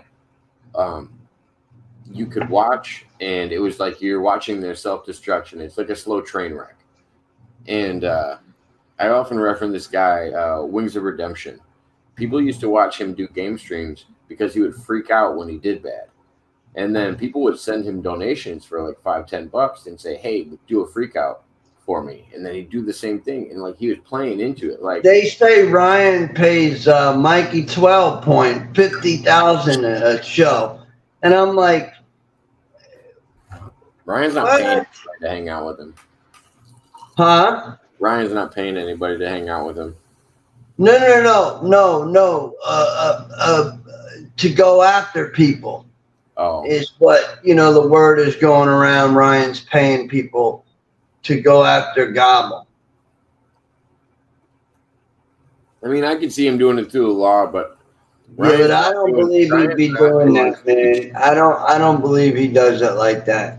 I think people just he knows how many eyes are around him. He's just not doing stupid shit. He's got somebody around him besides himself that also tells him, hey, probably shouldn't do it. He probably has somebody he runs ideas by. Like, yeah, he's his own guy, but he'll also run ideas by people. He does. Like, he's got to. He's a human, like everybody else. And he's probably got somebody saying, hey, you're not going to go out and fight anybody. You're not going to go out and fucking, you know what I mean? Even if he wants to. Like, there's people I'd want to go out and just fucking beat their ass, but it wouldn't do anything. And I'm not even famous. Like, people might not even see it, which would, might be a little bit my favorite, but if Ryan went out and did some shit, everybody would see it. Like, it would be on somebody's camera and it would get posted that fucking it would be alive. Somebody would be recording him. Fucking Gobble chasing him down or some shit. Oh, God. You had to. You know he would. Yeah. You know he would. That'd be probably the first one to try to report on it. And that's the other thing. I don't get why people want to report on people. Like, I get that that's what independent fame, if that's what you want to call it, comes with, is a lot of shit talkers, a lot of people making stuff up, a lot of rumors, they're watching every video you post live because they want to see what you own, or, you know what I mean? how many things you have, and then go make, allegations about things. Oh, he gave that truck right there to that one, and then he took it back. Yeah, it's like, who fucking cares? Like, who cares? You know what I mean? Like, why are you even staring in my yard? Like, it's a video. Yeah, I'm showing I have a couple of tractors that are covered, but somebody that has gold and platinum, records, I'm sorry to say, but, I'm sure he can afford more than what was taken already. Oh, yeah. Yeah, So he that's had what to I bite don't the think bullet, but he's people still doing realize. okay. And I'm sure by now, if his album is full, the full album's out, right? Yeah. Well, I mean, you can find it in some places. It just depends. Depends on where you're looking. Where is it in right now? Like Spotify or? I'll show you offline where I got it. I don't know where everybody else has it listed. But when I want to find music, I just go online and find it. Well, I didn't know if that album came out yet. It's supposed to be. People leak albums all the time. Yeah. There's too many people around other people. It doesn't matter if they're independent. It doesn't matter what they are. People around them leak music. I don't know. It's sad in a way. It really is. They got to be sharing it somewhere.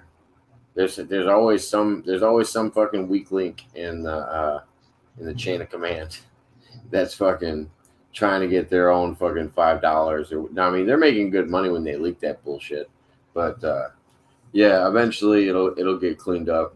But yeah, I got to hear 7 songs so far off of the album. I think that's the only part. Those are the only songs I listened to. I listened to Untitled yesterday or the day before, and then I listened to because I've been finding the songs one by one because they're the people that are leaking them. They just do it song by song.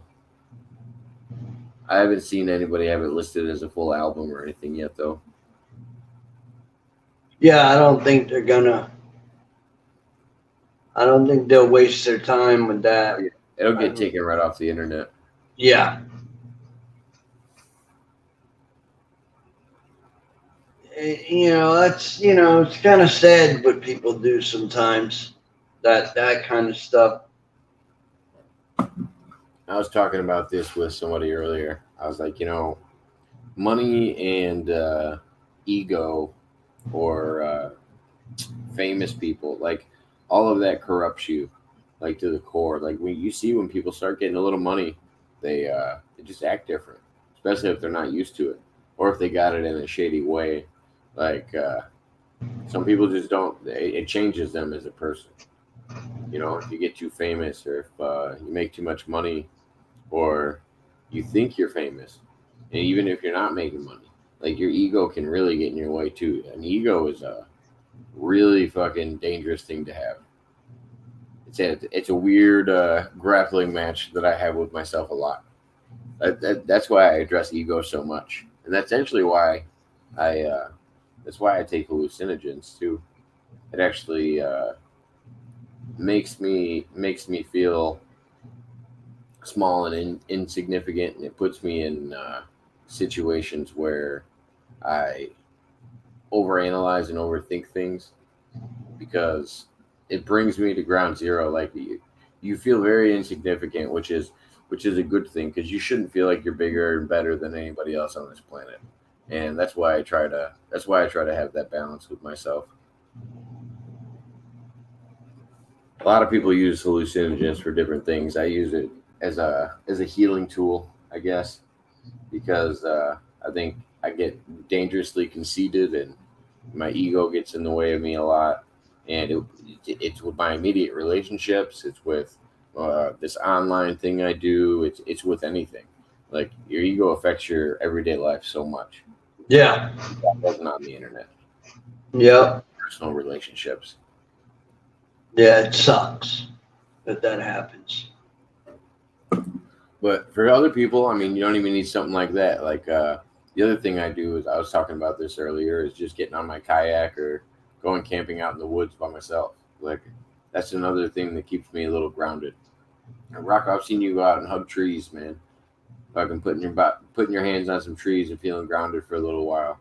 Fucking kick off your shoes and go walk through the grass. Like there's some things that for some reason that just make you feel a little normal. Like something like somebody was judging me the other day because I was like, oh yeah, I could just have a fire and just stare at a fire. Like I don't have to be saying anything. I don't have to be looking at anything or listening to anything. I could just stare at a fire and enjoy that for hours. And like there's something primal in me that I think everybody has, where it's just mesmerizing to a certain point. So when's your next kayak trip?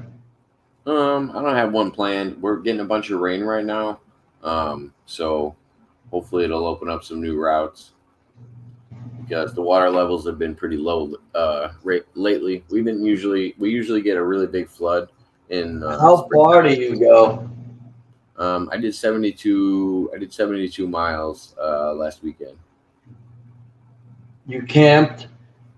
I camped 2 nights on the way. Yeah, I have a tent hammock, and I just set it up. I just gotta have 2 trees, so just find a good spot on the shore and make myself a fire, have some dinner, and sometimes I'll do a fireside chat with everybody. Usually when I'm out there, every night, depending on who's available and stuff. I'll just start up a live stream, invite everybody on, and it's just me sitting on the side of the water somewhere in somebody's on somebody's property. They don't know I'm there. Yeah, some stealth camping, I guess. I got a camouflage tarp that I put over all my stuff and just try to keep it low key. Move along down the river. Yeah, it's fun. Oh yeah, dude, I enjoy it a lot. There's nothing better than challenging yourself like that. Like I don't care what it is. Like I don't care if it's physical stuff for me. Like I think for me it's more physical stuff. Like I like to push my limits physically to make sure I still feel young and I still feel healthy and like I like to produce a sweat and get tired and feel accomplished after I do something. Like after I did that trip, I was fucking sore. My lower back hurt. My fucking shoulders hurt. My left elbow hurt.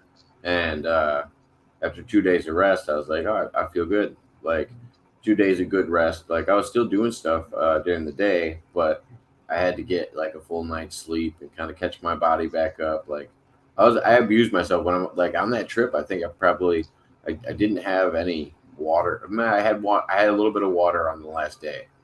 I'm just drinking and smoking and fucking having a good time and traveling down the river. Like I don't have a care in the world. Like when I'm out on those trips, it's just a time for me to enjoy myself and not deal with people. If I choose to go online, great, it's fun. Talk to some people for a minute. If I get bored of them, I'll just get offline. Like I don't know. I really enjoy those trips. It keeps me grounded. That's the other thing that I balance with. Like hallucinogens take me somewhere else, and then sometimes I had to take myself like out of the town I live in to just get away from the toxicity of living in a city anywhere. Like I think it's just good to get out and breathe fresh air. Like you don't have to trip to get that same feeling. Sometimes you just got to get away from the rigmarole of fucking city life or the town you live in. Just go fucking live in the woods for a little while. Yeah. There was a guy on my show that I met. I met him through Jake, and he technically doesn't have an address. He just kind of like travels around. When his mom passed away, when he was like 18 or 19, he walked into the woods 1 week after and didn't come out of the woods again for a year. Didn't talk to anybody, didn't have a cell phone, just walked away from his family. Oh my God. Dude, he was living on his own. He made himself a shelter. He was making and cooking his own food. He had nothing. Like he started from scratch, and then a buddy of his started like showing up and like meeting him at places and out in the woods, and they would like hang out for a little bit just as like somebody to talk to, and he eventually talked him into coming back into town. And but yeah, I still have the interview up on my channel. This guy's amazing, and he still lives. He lives with his kid now and his wife. He's got a trailer that he pulls around for his wife because she just wants to sleep comfortably. She's not trying to sleep in a tent. He sleeps on a cot outside. Like he's always just been an outdoors guy. And his kid will be in the tent with him. He's on the Xbox or something, playing video games right next to him. Like it's an interesting. I think they're called nomads. Is the actual term for it? Like they don't actually have a residence. They travel all over the U.S. and yeah, he's a good guy. I met him through Jake, and started watching my channel. And I don't know, just an interesting cat, and I think I aspire to actually have a life where I'm just traveling around when I get older and I'm retired. I don't want to be in one place, being around the same people all the time. Like I think that's half the joy of going online and talking to people is I can talk to different people. I'm not just stuck with the people around me. Like I can hear other stories, other ideas, and stuff like that. That's what I want more of, especially when I get old and retire. I want to travel the U.S., see all the sights. Oh yeah. And I want to go camping out in the desert somewhere. I haven't gotten to camp out in the desert. I'm thinking When are you going to be camping? fucking Nevada or something. When's your next camp trip, possibly? Oh, I'm going camping this weekend. Oh, you are? Oh yeah, I'm going camping this weekend. I got this. So doing landscaping all the time, I get a bunch of debris, and sometimes the fire department shows up at my house a lot because I have to burn up my debris, and it produces quite a bit of smoke. And I live right next to a major highway, and it's kind of a gray area. Like I'm not getting in trouble as long as I keep it controlled, and but they show up at my house at a regular basis. But I can load up a whole trailer of debris and take it out to a campsite and have as big of a fire as I want to have. So I'm definitely going camping this weekend because it'll save me about $160. Where are you going? Yeah, I'll probably pay $5 to go camping to save $160. Oh, you'll pay $5? Yeah, something like that. It's just a state park that I like to go to. Don't forget your bear circle, Jacob. I'm not making a bear circle. I'm not worried about bears. There's no bears in my area. No. Coyotes and raccoons. So you are going camping this week? Oh yeah. I'll definitely be camping this weekend. You like camping, don't you? Oh yeah. I mean, I wouldn't live in a house if I didn't have to. Oh my God, Jacob. I really mean that. Like there's not much that I like about paying bills and fucking having a house and paying for all the bullshit. Like if I could just live as cheap as possible, I would do that. And then keep making the money that I'm doing. So you don't like living in a house? No, I don't. I just don't think it's necessary. But I mean, in the cold weather that we have out here, like you have to have a place, fucking 4 to 6 months out of the year. Like that's what I was telling somebody that hadn't been to Chicago before. I'm like, you can throw some fucking water out and it'll freeze before it hits the ground a couple days a year. You're gonna want a place to live at that point. There's no homeless people living outside in Chicago on those days. Like they found somewhere because you can't just warm yourself outside with that.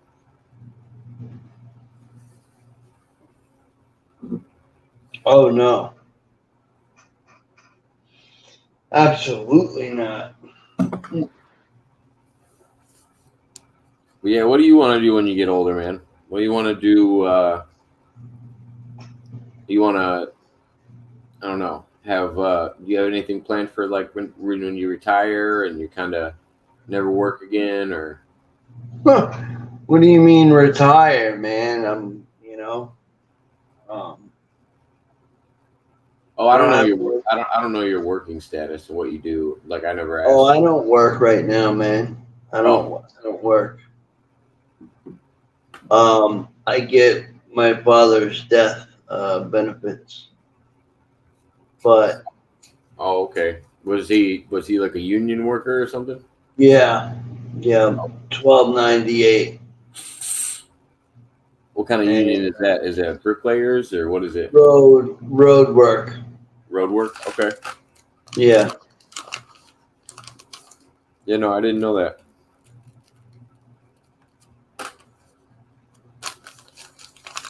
yeah, that's exactly. Oh shit! Actually, well, if I do go camping, it's only gonna be like one day. I have I have a meeting on Saturday. Yeah, I don't know if I told you. I'm gonna be starting a land center or helping a buddy get a land center up and running in my town. They're gonna run a bunch of gaming tournaments there. They're gonna have computers and a bunch of new systems, and they're gonna run tournaments and stuff for kids to play video games. And it's in the middle of a college town. And I'm like, ooh, it's a good idea. It's a good location. He wants me to do some of the streaming and networking for him. That'll be cool. Yeah, I'd be happy to help out. I'm like, dude, I'll definitely help out as long as I get to play some free video games here and there. Like, I'm always down for that. I'll probably start streaming from there at some point. I'm gonna definitely do a tour of it on Saturday. Me and the guy that's setting up the business are gonna meet there on Saturday and see what we can set up. I know he's got OBS on all of his systems, so he's got actually a nicer setup for streaming than I do, and that's why I was like, "Ooh, we could actually have some fun with this." And I told him we depending on the game, I can get 7 cameras on 7 players from 2 different teams. So you got 14 people playing, and then you have an overview of the gameplay, and so you get all their reactions on the side of like every time they get mad or every time they do something good.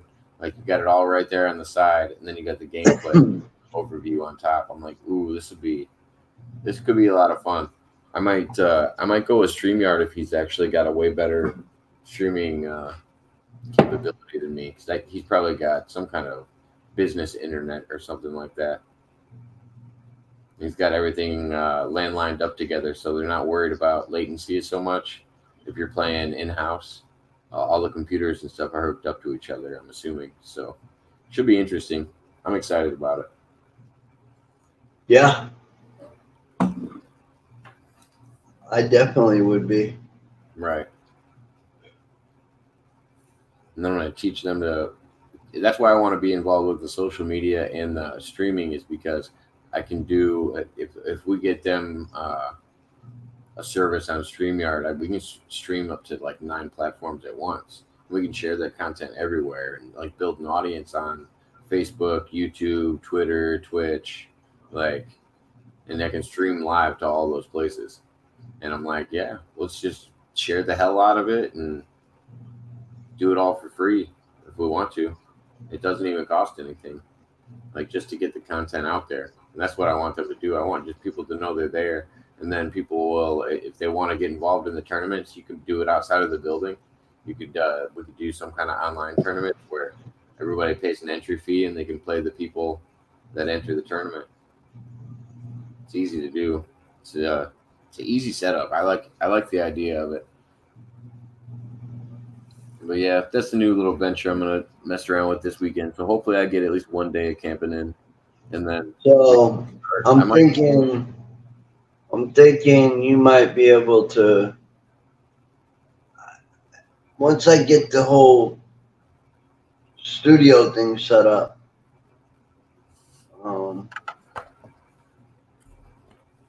Somebody might have, I think it's an OBS. Yeah. What somebody might have one that they're willing to give me. OBS is a software program that you use for streaming. Like Pesci uses OBS. Jimmy Rizzo that was in here earlier, he uses OBS. What's cool about how Jimmy uses it is he keeps his StreamYard off screen. You can't see the people that are joining, and but you can just let anybody on. So when they porn bomb you, it never makes it on the live stream. Their audio is always coming through, and if they say something bad, it just pulls them off the internet. But like that's what I always thought was cool. And when you have OBS, it's almost like a lot of screens are hidden, and they can't see them on the live, and it only displays what you want it to display. It's a pretty cool feature. And it doesn't take up too much memory on your computer, so you can run it. So yeah, I definitely want to try. I want to try to release like a single. Yeah. Like in the near future, like very near future. I got one in mind.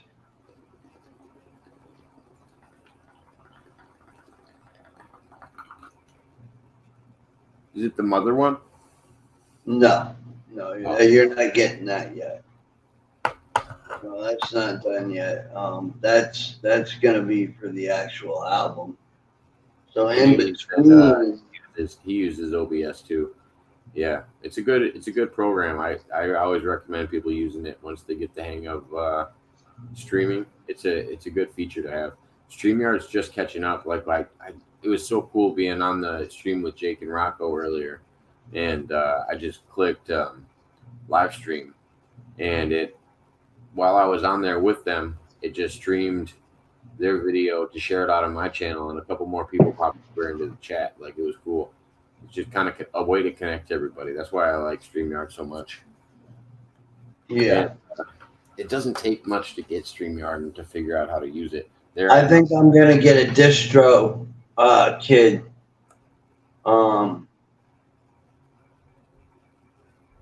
Account. Distro account? Yeah.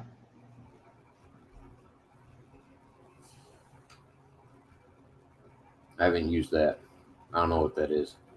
It's for like people who want to make rap and they got beats, all kinds of stuff. Oh, okay. Distro kid, I believe.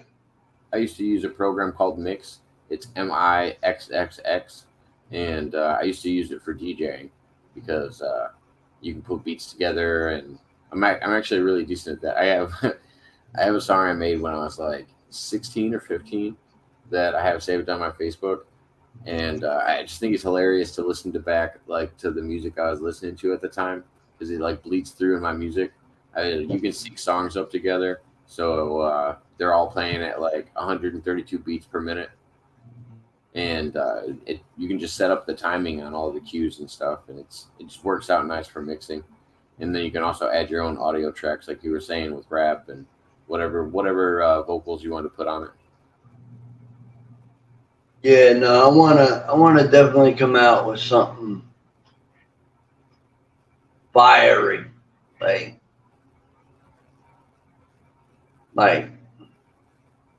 you know,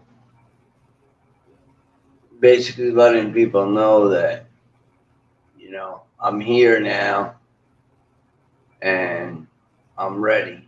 Yeah.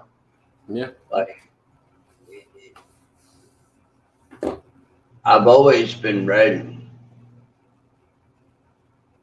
but now it's time.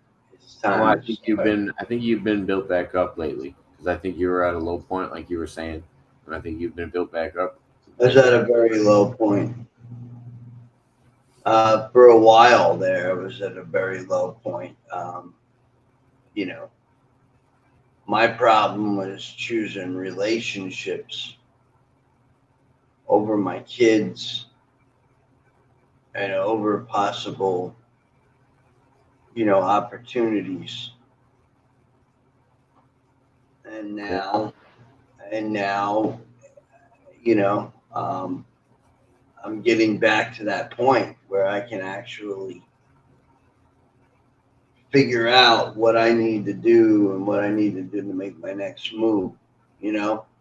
That way I can continue to build. And then when I drop that one track, that's it, for a little while. Yeah. You just drop a good one that you're proud of, and then you let them sit on that for a little bit, and then you surprise them with something else. And as the time comes up, start putting up posters, like, with little slogans, you know what I mean? Yeah. Like, for the next whatever song or single or EP or whatever, Maybe I'll put out like 2 EPs before I do a actual full out, you know what I'm saying, album. Yeah. Like the EPs will be what graduates me to that full album. And then when I put that full album together, the EPs are good to give you an introduction to kind of what's going on in the concept of that album. Like, if it's going to be that storyteller album, you give them a piece of it, and then you go, "Oh, okay, yeah, here's the rest of it." Like, it's a good strategy, especially for exposing music.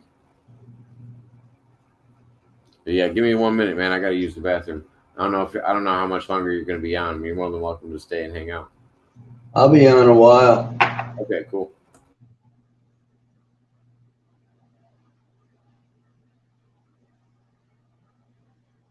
And I know. I wish you could play a church song, man.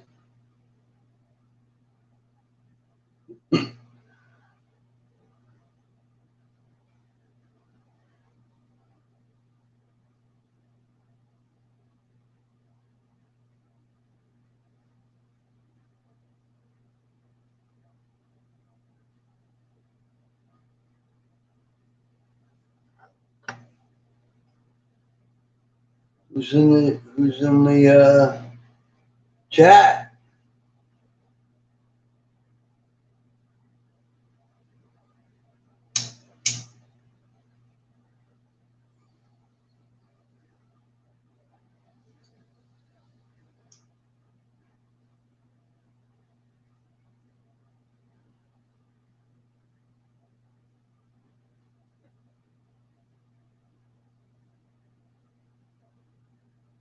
This is. Ooh-wee.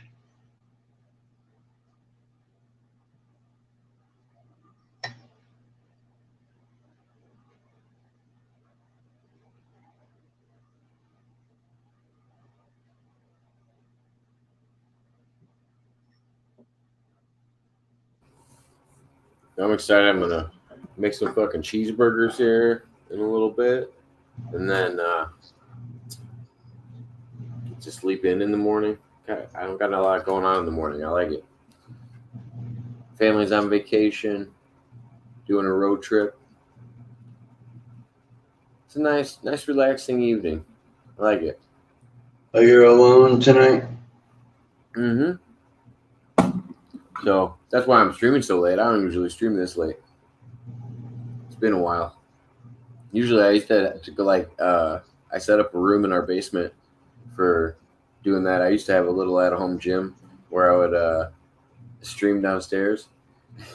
That's where the infamous line from Jake Hudson came in, because he used to hit on me in the chat, and he he used to have me lift up what's it called, a boxing bag.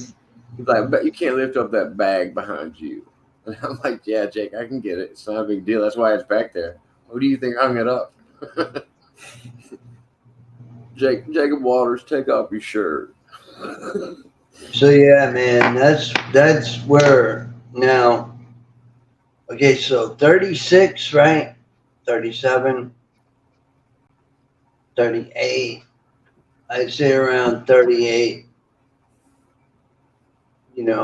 I'll be pretty, into it by then. You know what I mean? Like maybe shows, tours, shit like that. Yeah. And do quite a few of those, and then try to like eventually like maybe just do features or stuff like that, and not really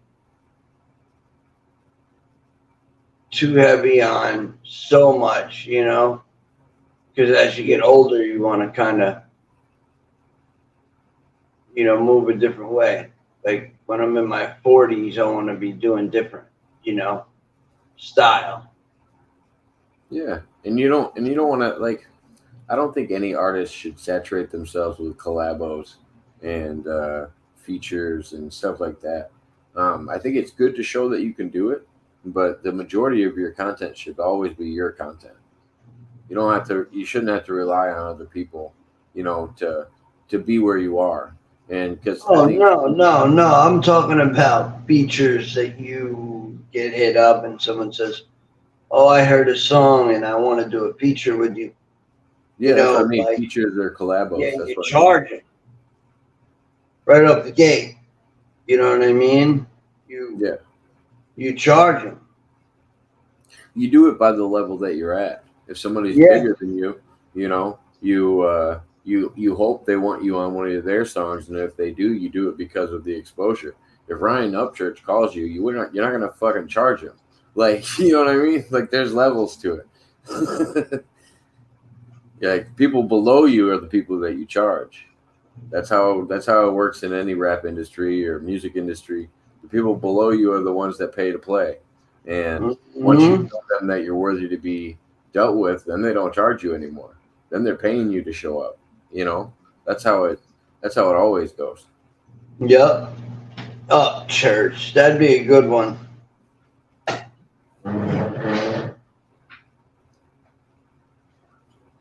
That'd be a really good one, actually. Well, yeah, anybody'd be happy to do that. I want to over there doing wifey duties. What does that even mean?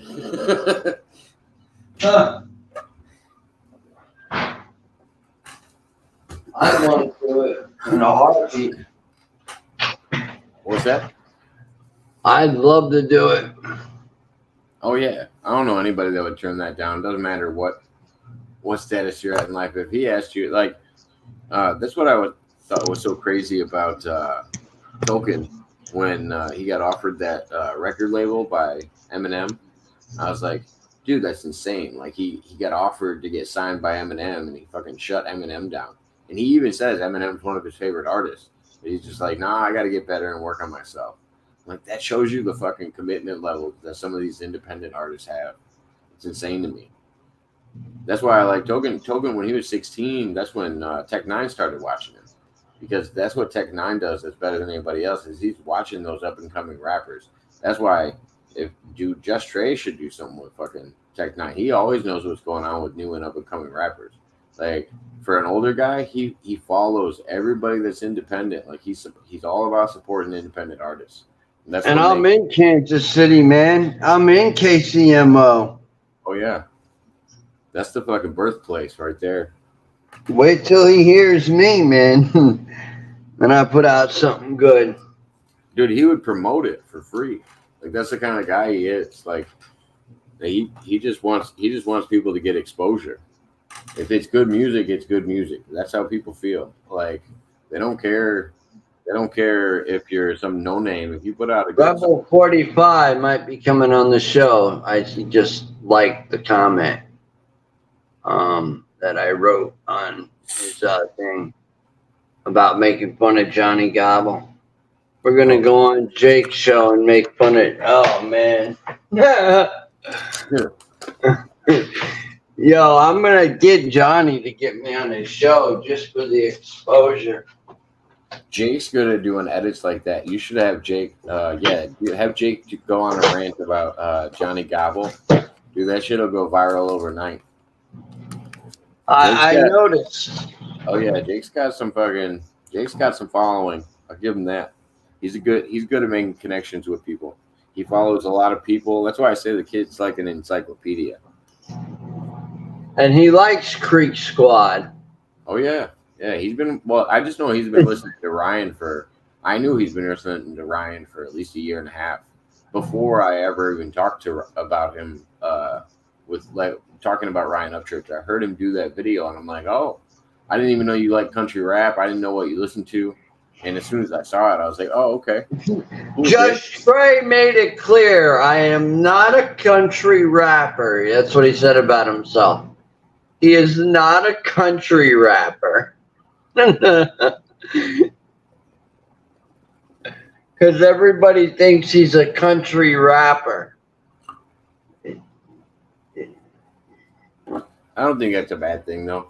Yeah, but he wants people to know that he's not, though, you know? But I know, but to say that somebody's a country rapper doesn't mean that they're just a country rapper. Okay, you understand? It was good what Ryan did. He used that to jump off to where he is now. You understand? Ryan's so he started making songs about how he'd be loyal to Creek Squad, you know? And he started showing Creek Squad, I can go that route too if you want me to. Exactly. I don't have to only be city boy. You know what I mean? I don't only have to be like that, you know? But he listens to Bubba Sparks. He listens to, you know, all different kinds. You know what I mean? He did a remix to Kane. Lil Wayne. I know that he's pissed off about that, I'm sure. Dude, one of my favorite things that Tech Nine ever did was because you just brought up Lil Wayne. That's what it reminded me of. He got the two people that were considered the best rappers in the world just to come and do a 1.5 minute song with him as an intro to one of his albums. He had Andre 3000 from Outkast, and he had Lil Wayne on the track, and it was him. And I was like, oh my God, this is just. Did he pay him good, I'm sure? No, I guarantee they did it for free. Dude, everybody in the rap game looks up to Tech Nine. There's a video. There's a video that I think it's, I don't know. Anybody that's a real rapper will look up, like, anybody. You could ask Upchurch. He'd do a song with Tech Nine in a goddamn heartbeat. Boozy motherfucking badass. Oh yeah, you name one rapper, they'd be happy to do a song with Tech Nine because Boozy badass did with Upchurch. Did he? Yeah, YZ. I don't know much about him. You've been telling me about Boozy, but I don't know much about him. He's an older guy, right? Yo, man, he's funny as hell, man. He's funny as hell.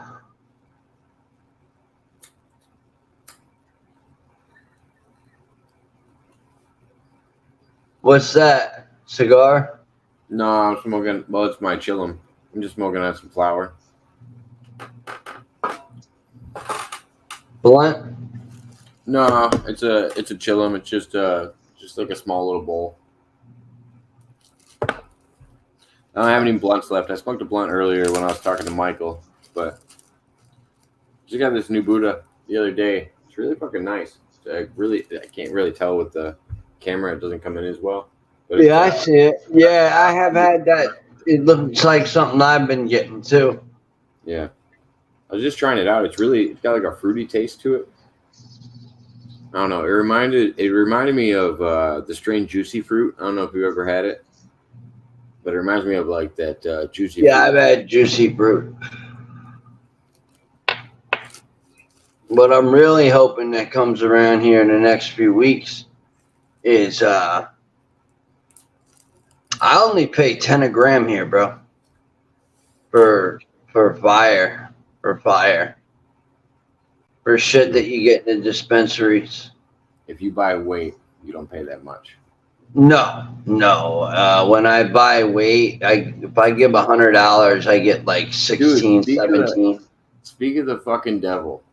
I was telling you a story about that guy that just walked into the woods one day, right? He just popped in to chat. This is Stone Wolf Outdoors. How's it going, man? All right. Well, I don't know. Oh, he's a cool cat. He's the one I met him. I met him through Jake Hudson. And, that's cool.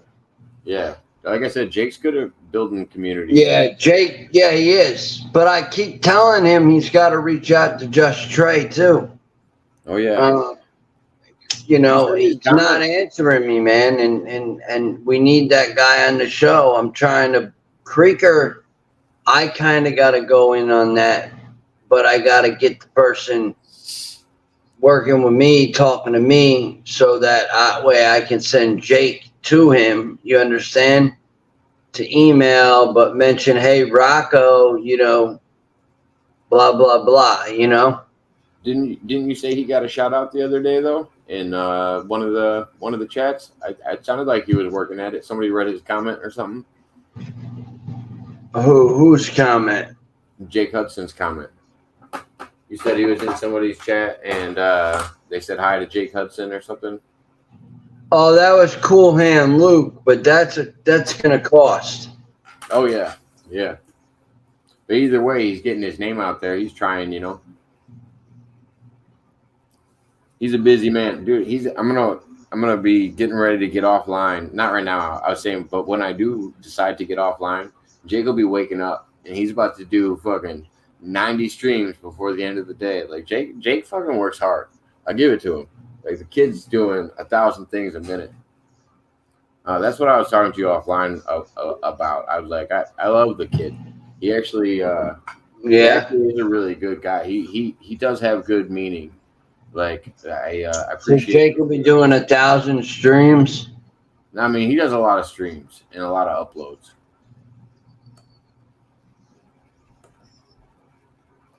Oh, he shares all my videos. Yeah, he's good about it. Oh, that's unfortunate. As soon as I'm live. What's going on, bro? How you doing? Doing it. I'm doing all right. Good to hear. This happened. Enjoying the weather at the moment. What kind of weather you guys got out there? What? It's 60 degrees and clear. What state are you in right now? I'm up in Washington, Western Okay. Washington. Nice. I didn't know where you were staying at these days. Hadn't seen you in a while. Hey, I'm moving around, so Always moving around. yeah. No, I was just telling Rocko. I'm like, I was talking to this guy before. I was like, when I retire, that's what I want to do. I just want to travel and go check everything out because Rocko was asking me about my kayaking. I don't know if you guys have met, but yeah, this is Rocko Fowler up to your Hey, Rocko. Hold on. But he was telling him Tony. about my kayak trip that I just did last weekend. I did 72 miles solo, and was just Awesome. yeah, and I was just doing the 10. You're cruising. Oh yeah, I averaged about 4 miles an hour, probably when I was paddling. So like 2 days because I start late on one day and then I have a full day. So one day I'm doing about 12 hours of paddling. Right. It keeps me pretty busy. But yeah, I was just stealth camping on the way and pitching a tent between two. It was a tent hammock between two trees. And just kind of on the way. Jake, you did it. Yeah. But I was like, man, that's what I want to do when I get older. I just want to like travel like that and just camp all the time, live cheap. And that's why I was referencing you. I'm like, dude, I love his lifestyle. Like it's something I actually really want. I don't want to live in a city or What? anything like Do I that. want to live a life that my backpack isn't sitting like 2 feet from me right now? You could leave at any moment. I like that. I like the freedom of it. It feels like that to me is so cool. Like I couldn't walk away. No, I can't quite reach it, so it's more than 2 feet. And it's always good if you have a vehicle too at the same time. Well, I have a 40-foot motorhome. It's a really nice motorhome. My wife lives in there. I live outside.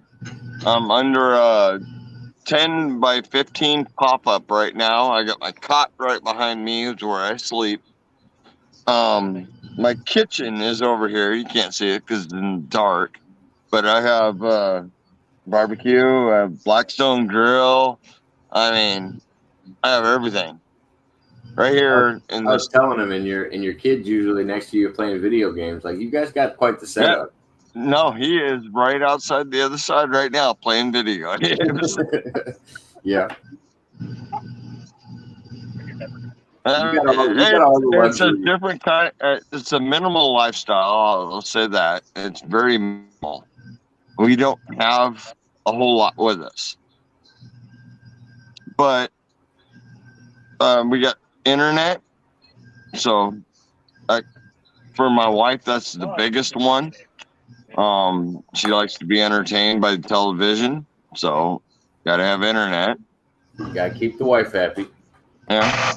And for me, joining live streams, stuff like that, I mean, last couple of months, I haven't had internet. So I haven't been up on many panels. But I'm back where I got internet now. Why not, jump back into the stream? I appreciate it, man. You haven't met Rocko, but Rocko's doing a regular show with Jake Hudson now. They got a regular show that they're doing over there, and Rocko's basically the co-host on their weekly show. Good? Yeah. Got some good guests coming up. Got some good guests coming up. Got some really good guests. Wait, Yeah, I've been thinking about starting to do interviews once a week. Yeah, with I just, for me, my hard ones, I'm not good at that. yeah, no, like it. Name of the show is Creaker Review. Speak of the devil, he just put up Creaker Review. Oh, did he? I think so. Me and him are friends now on Facebook. He's been kind of sharing stuff with me a little bit more. oh wait. Yeah, he mentioned me in that video. No, yeah, so it's Creaker Review, and there's going to be different independent artists that I'm going to try to get on there, and different types of people, good people. Cool. Not my thing, but cool. I was gonna say you're a pretty good people person. I could see, Tony, that you'd be able to do reviews. I mean, not reviews, interviews. Yeah, my problem is the insecurity, I guess. That's got to be always the biggest one. You know what I mean? He's right about that. That's definitely. Do I really? Can I really plan ahead and ask these questions? No, I'm not one of those people. There's no way I could do that. I have to go straight in, head to head, and go from there. Yeah. So I don't know how the video would turn out. I really don't care. I already got my first 5 guys scheduled and ready to go. And it's mostly around the camping and the outdoors thing for me. Yeah. Even though I'm in all of it, Well, that's what anybody, Rocko knows this about me. I don't come in with a list of questions for anybody. I just come in and talk to people. That's the only way I like to tackle it. If we end up talking about something, great. If we don't have much to talk about, then the show will only be so long, Like, I've had a few interviews here on YouTube, and that's kind of the way everybody would deal with me when they were interviewing me. Because I got a lot. There's so much out there. You got to be careful what you ask for. Yeah. Yeah. Yeah. I mean, sometimes one of the interviews is all about survival and how I felt about how I dealt with it, and because for those of you who don't know, I spent 1.5 years on my own out in the woods. Jacob informed me. I was like, wow, what an experience. I just gave a vague description of it, Tony. You can probably tell the story better than I did, but I was like, after he lost somebody in his family, I was like, he just walked out and lived in the woods until one of his buddies. Yeah, you get lost. You get lost. Oh, if it wasn't for some guy finding me out in the middle of freaking nowhere in the Olympic Mountains, I would have never come back. Right. This guy convinced me, you know, come back to society, start dealing with society, that kind of thing. I was happy. I I mean, understand. I get it. The reasons I turned and walked away, yeah. I mean, loss in the family, but it was a big loss for me. And I just turned and walked away. Year and a half later, I came back. Yep. For me, it was absolutely nothing. But for most people out there, it probably could have been death. Yeah, there's a lot of people that could never do that. Yeah, no. It takes a lot to survive by And it's yourself not like just that. the Don't get me wrong. I skills. don't like It's living not in like skills, man. congestion. I You can have definitely. all the skills in the world, but if you don't have your mental aptitude to say, I'm going forward, starving day by day, saying, I'm going forward. Well, yeah, you got to push yourself. Otherwise, you're gonna fail. That's for damn Yeah. sure. You can't just lay there and expect things to happen for you. They No. can't. They won't. No. True. You actually, it's a. Oh, a dag bird. He just I will posted say something. coming back to society was a bitch. Johnny Gobble, won't you cry me river? That's What was it? What was it like to just making come fun. back to society? I couldn't even imagine that. Like coming back into Yeah. like the Yeah, underworld. yeah. Like I just went what's to work. this? Yeah, I just went to work. Yeah, I'm Right back to a work. carpenter, so I just went to work and work. You know, that's what my daily thing was. Then I'd head out to wherever I was camped. So I had enough money to upgrade myself to I'm in a place to live, basically. right. So just saving up and then eventually moving into a bigger place. What made you? What made you? Man, I was drinking. I was on drugs. I wasn't saving up. I might get a job with a good paycheck. Then might suck to sleep. You know, Yeah. took years. It took me I'd say probably 5 years before I had a place to really sleep that wasn't in my tent. What made you walk away from the city life again though? When like you and your wife started traveling and you and your It family was her. started traveling? You know, I've always been good to be out there on my own. You know, my wife, we went camping, and she decided she didn't want to go home. Now, 2 years later, we're still doing it. Not going home. I like Move that. on. Moving on, man. We're both retired now. No restrictions where we got to be or anything. So why not? I mean, I've explored the Washington coast, the Oregon coast, California coast. I did that in my teens. I went from Mexico to Canada, hit every beach. Damn. Now I'm getting to do it again on my own whim. I couldn't even imagine. That's such experience. Hitting every beach from Canada to Mexico. Like, Oh man, that was things you the must have best seen. 3 weeks I ever had. I bet. Oh, we were so drugged up. I will say that. It was probably a party. I mean, I get it. Laguna Beach was the best. So you got into Oregon and you started seeing these pristine beaches of cliffs and all that, you know. Well, somebody in the chat was saying your beard looks like it grew long since the last time you were on stream with us. Probably. It grows getting a little fast. Well, I should have it tied up.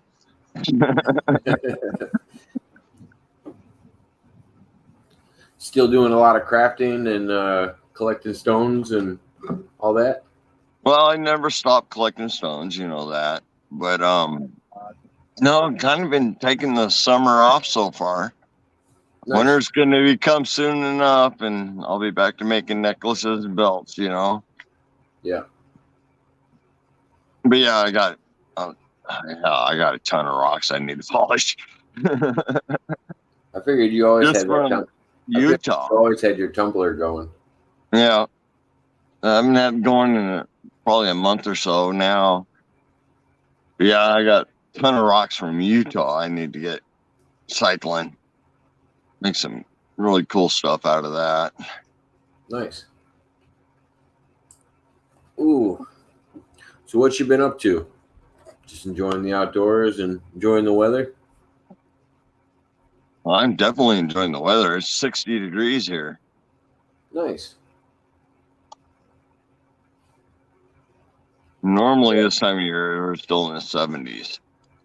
Oh, it's still in the 70s usually? I figured Washington was a little cooler. Yeah. It is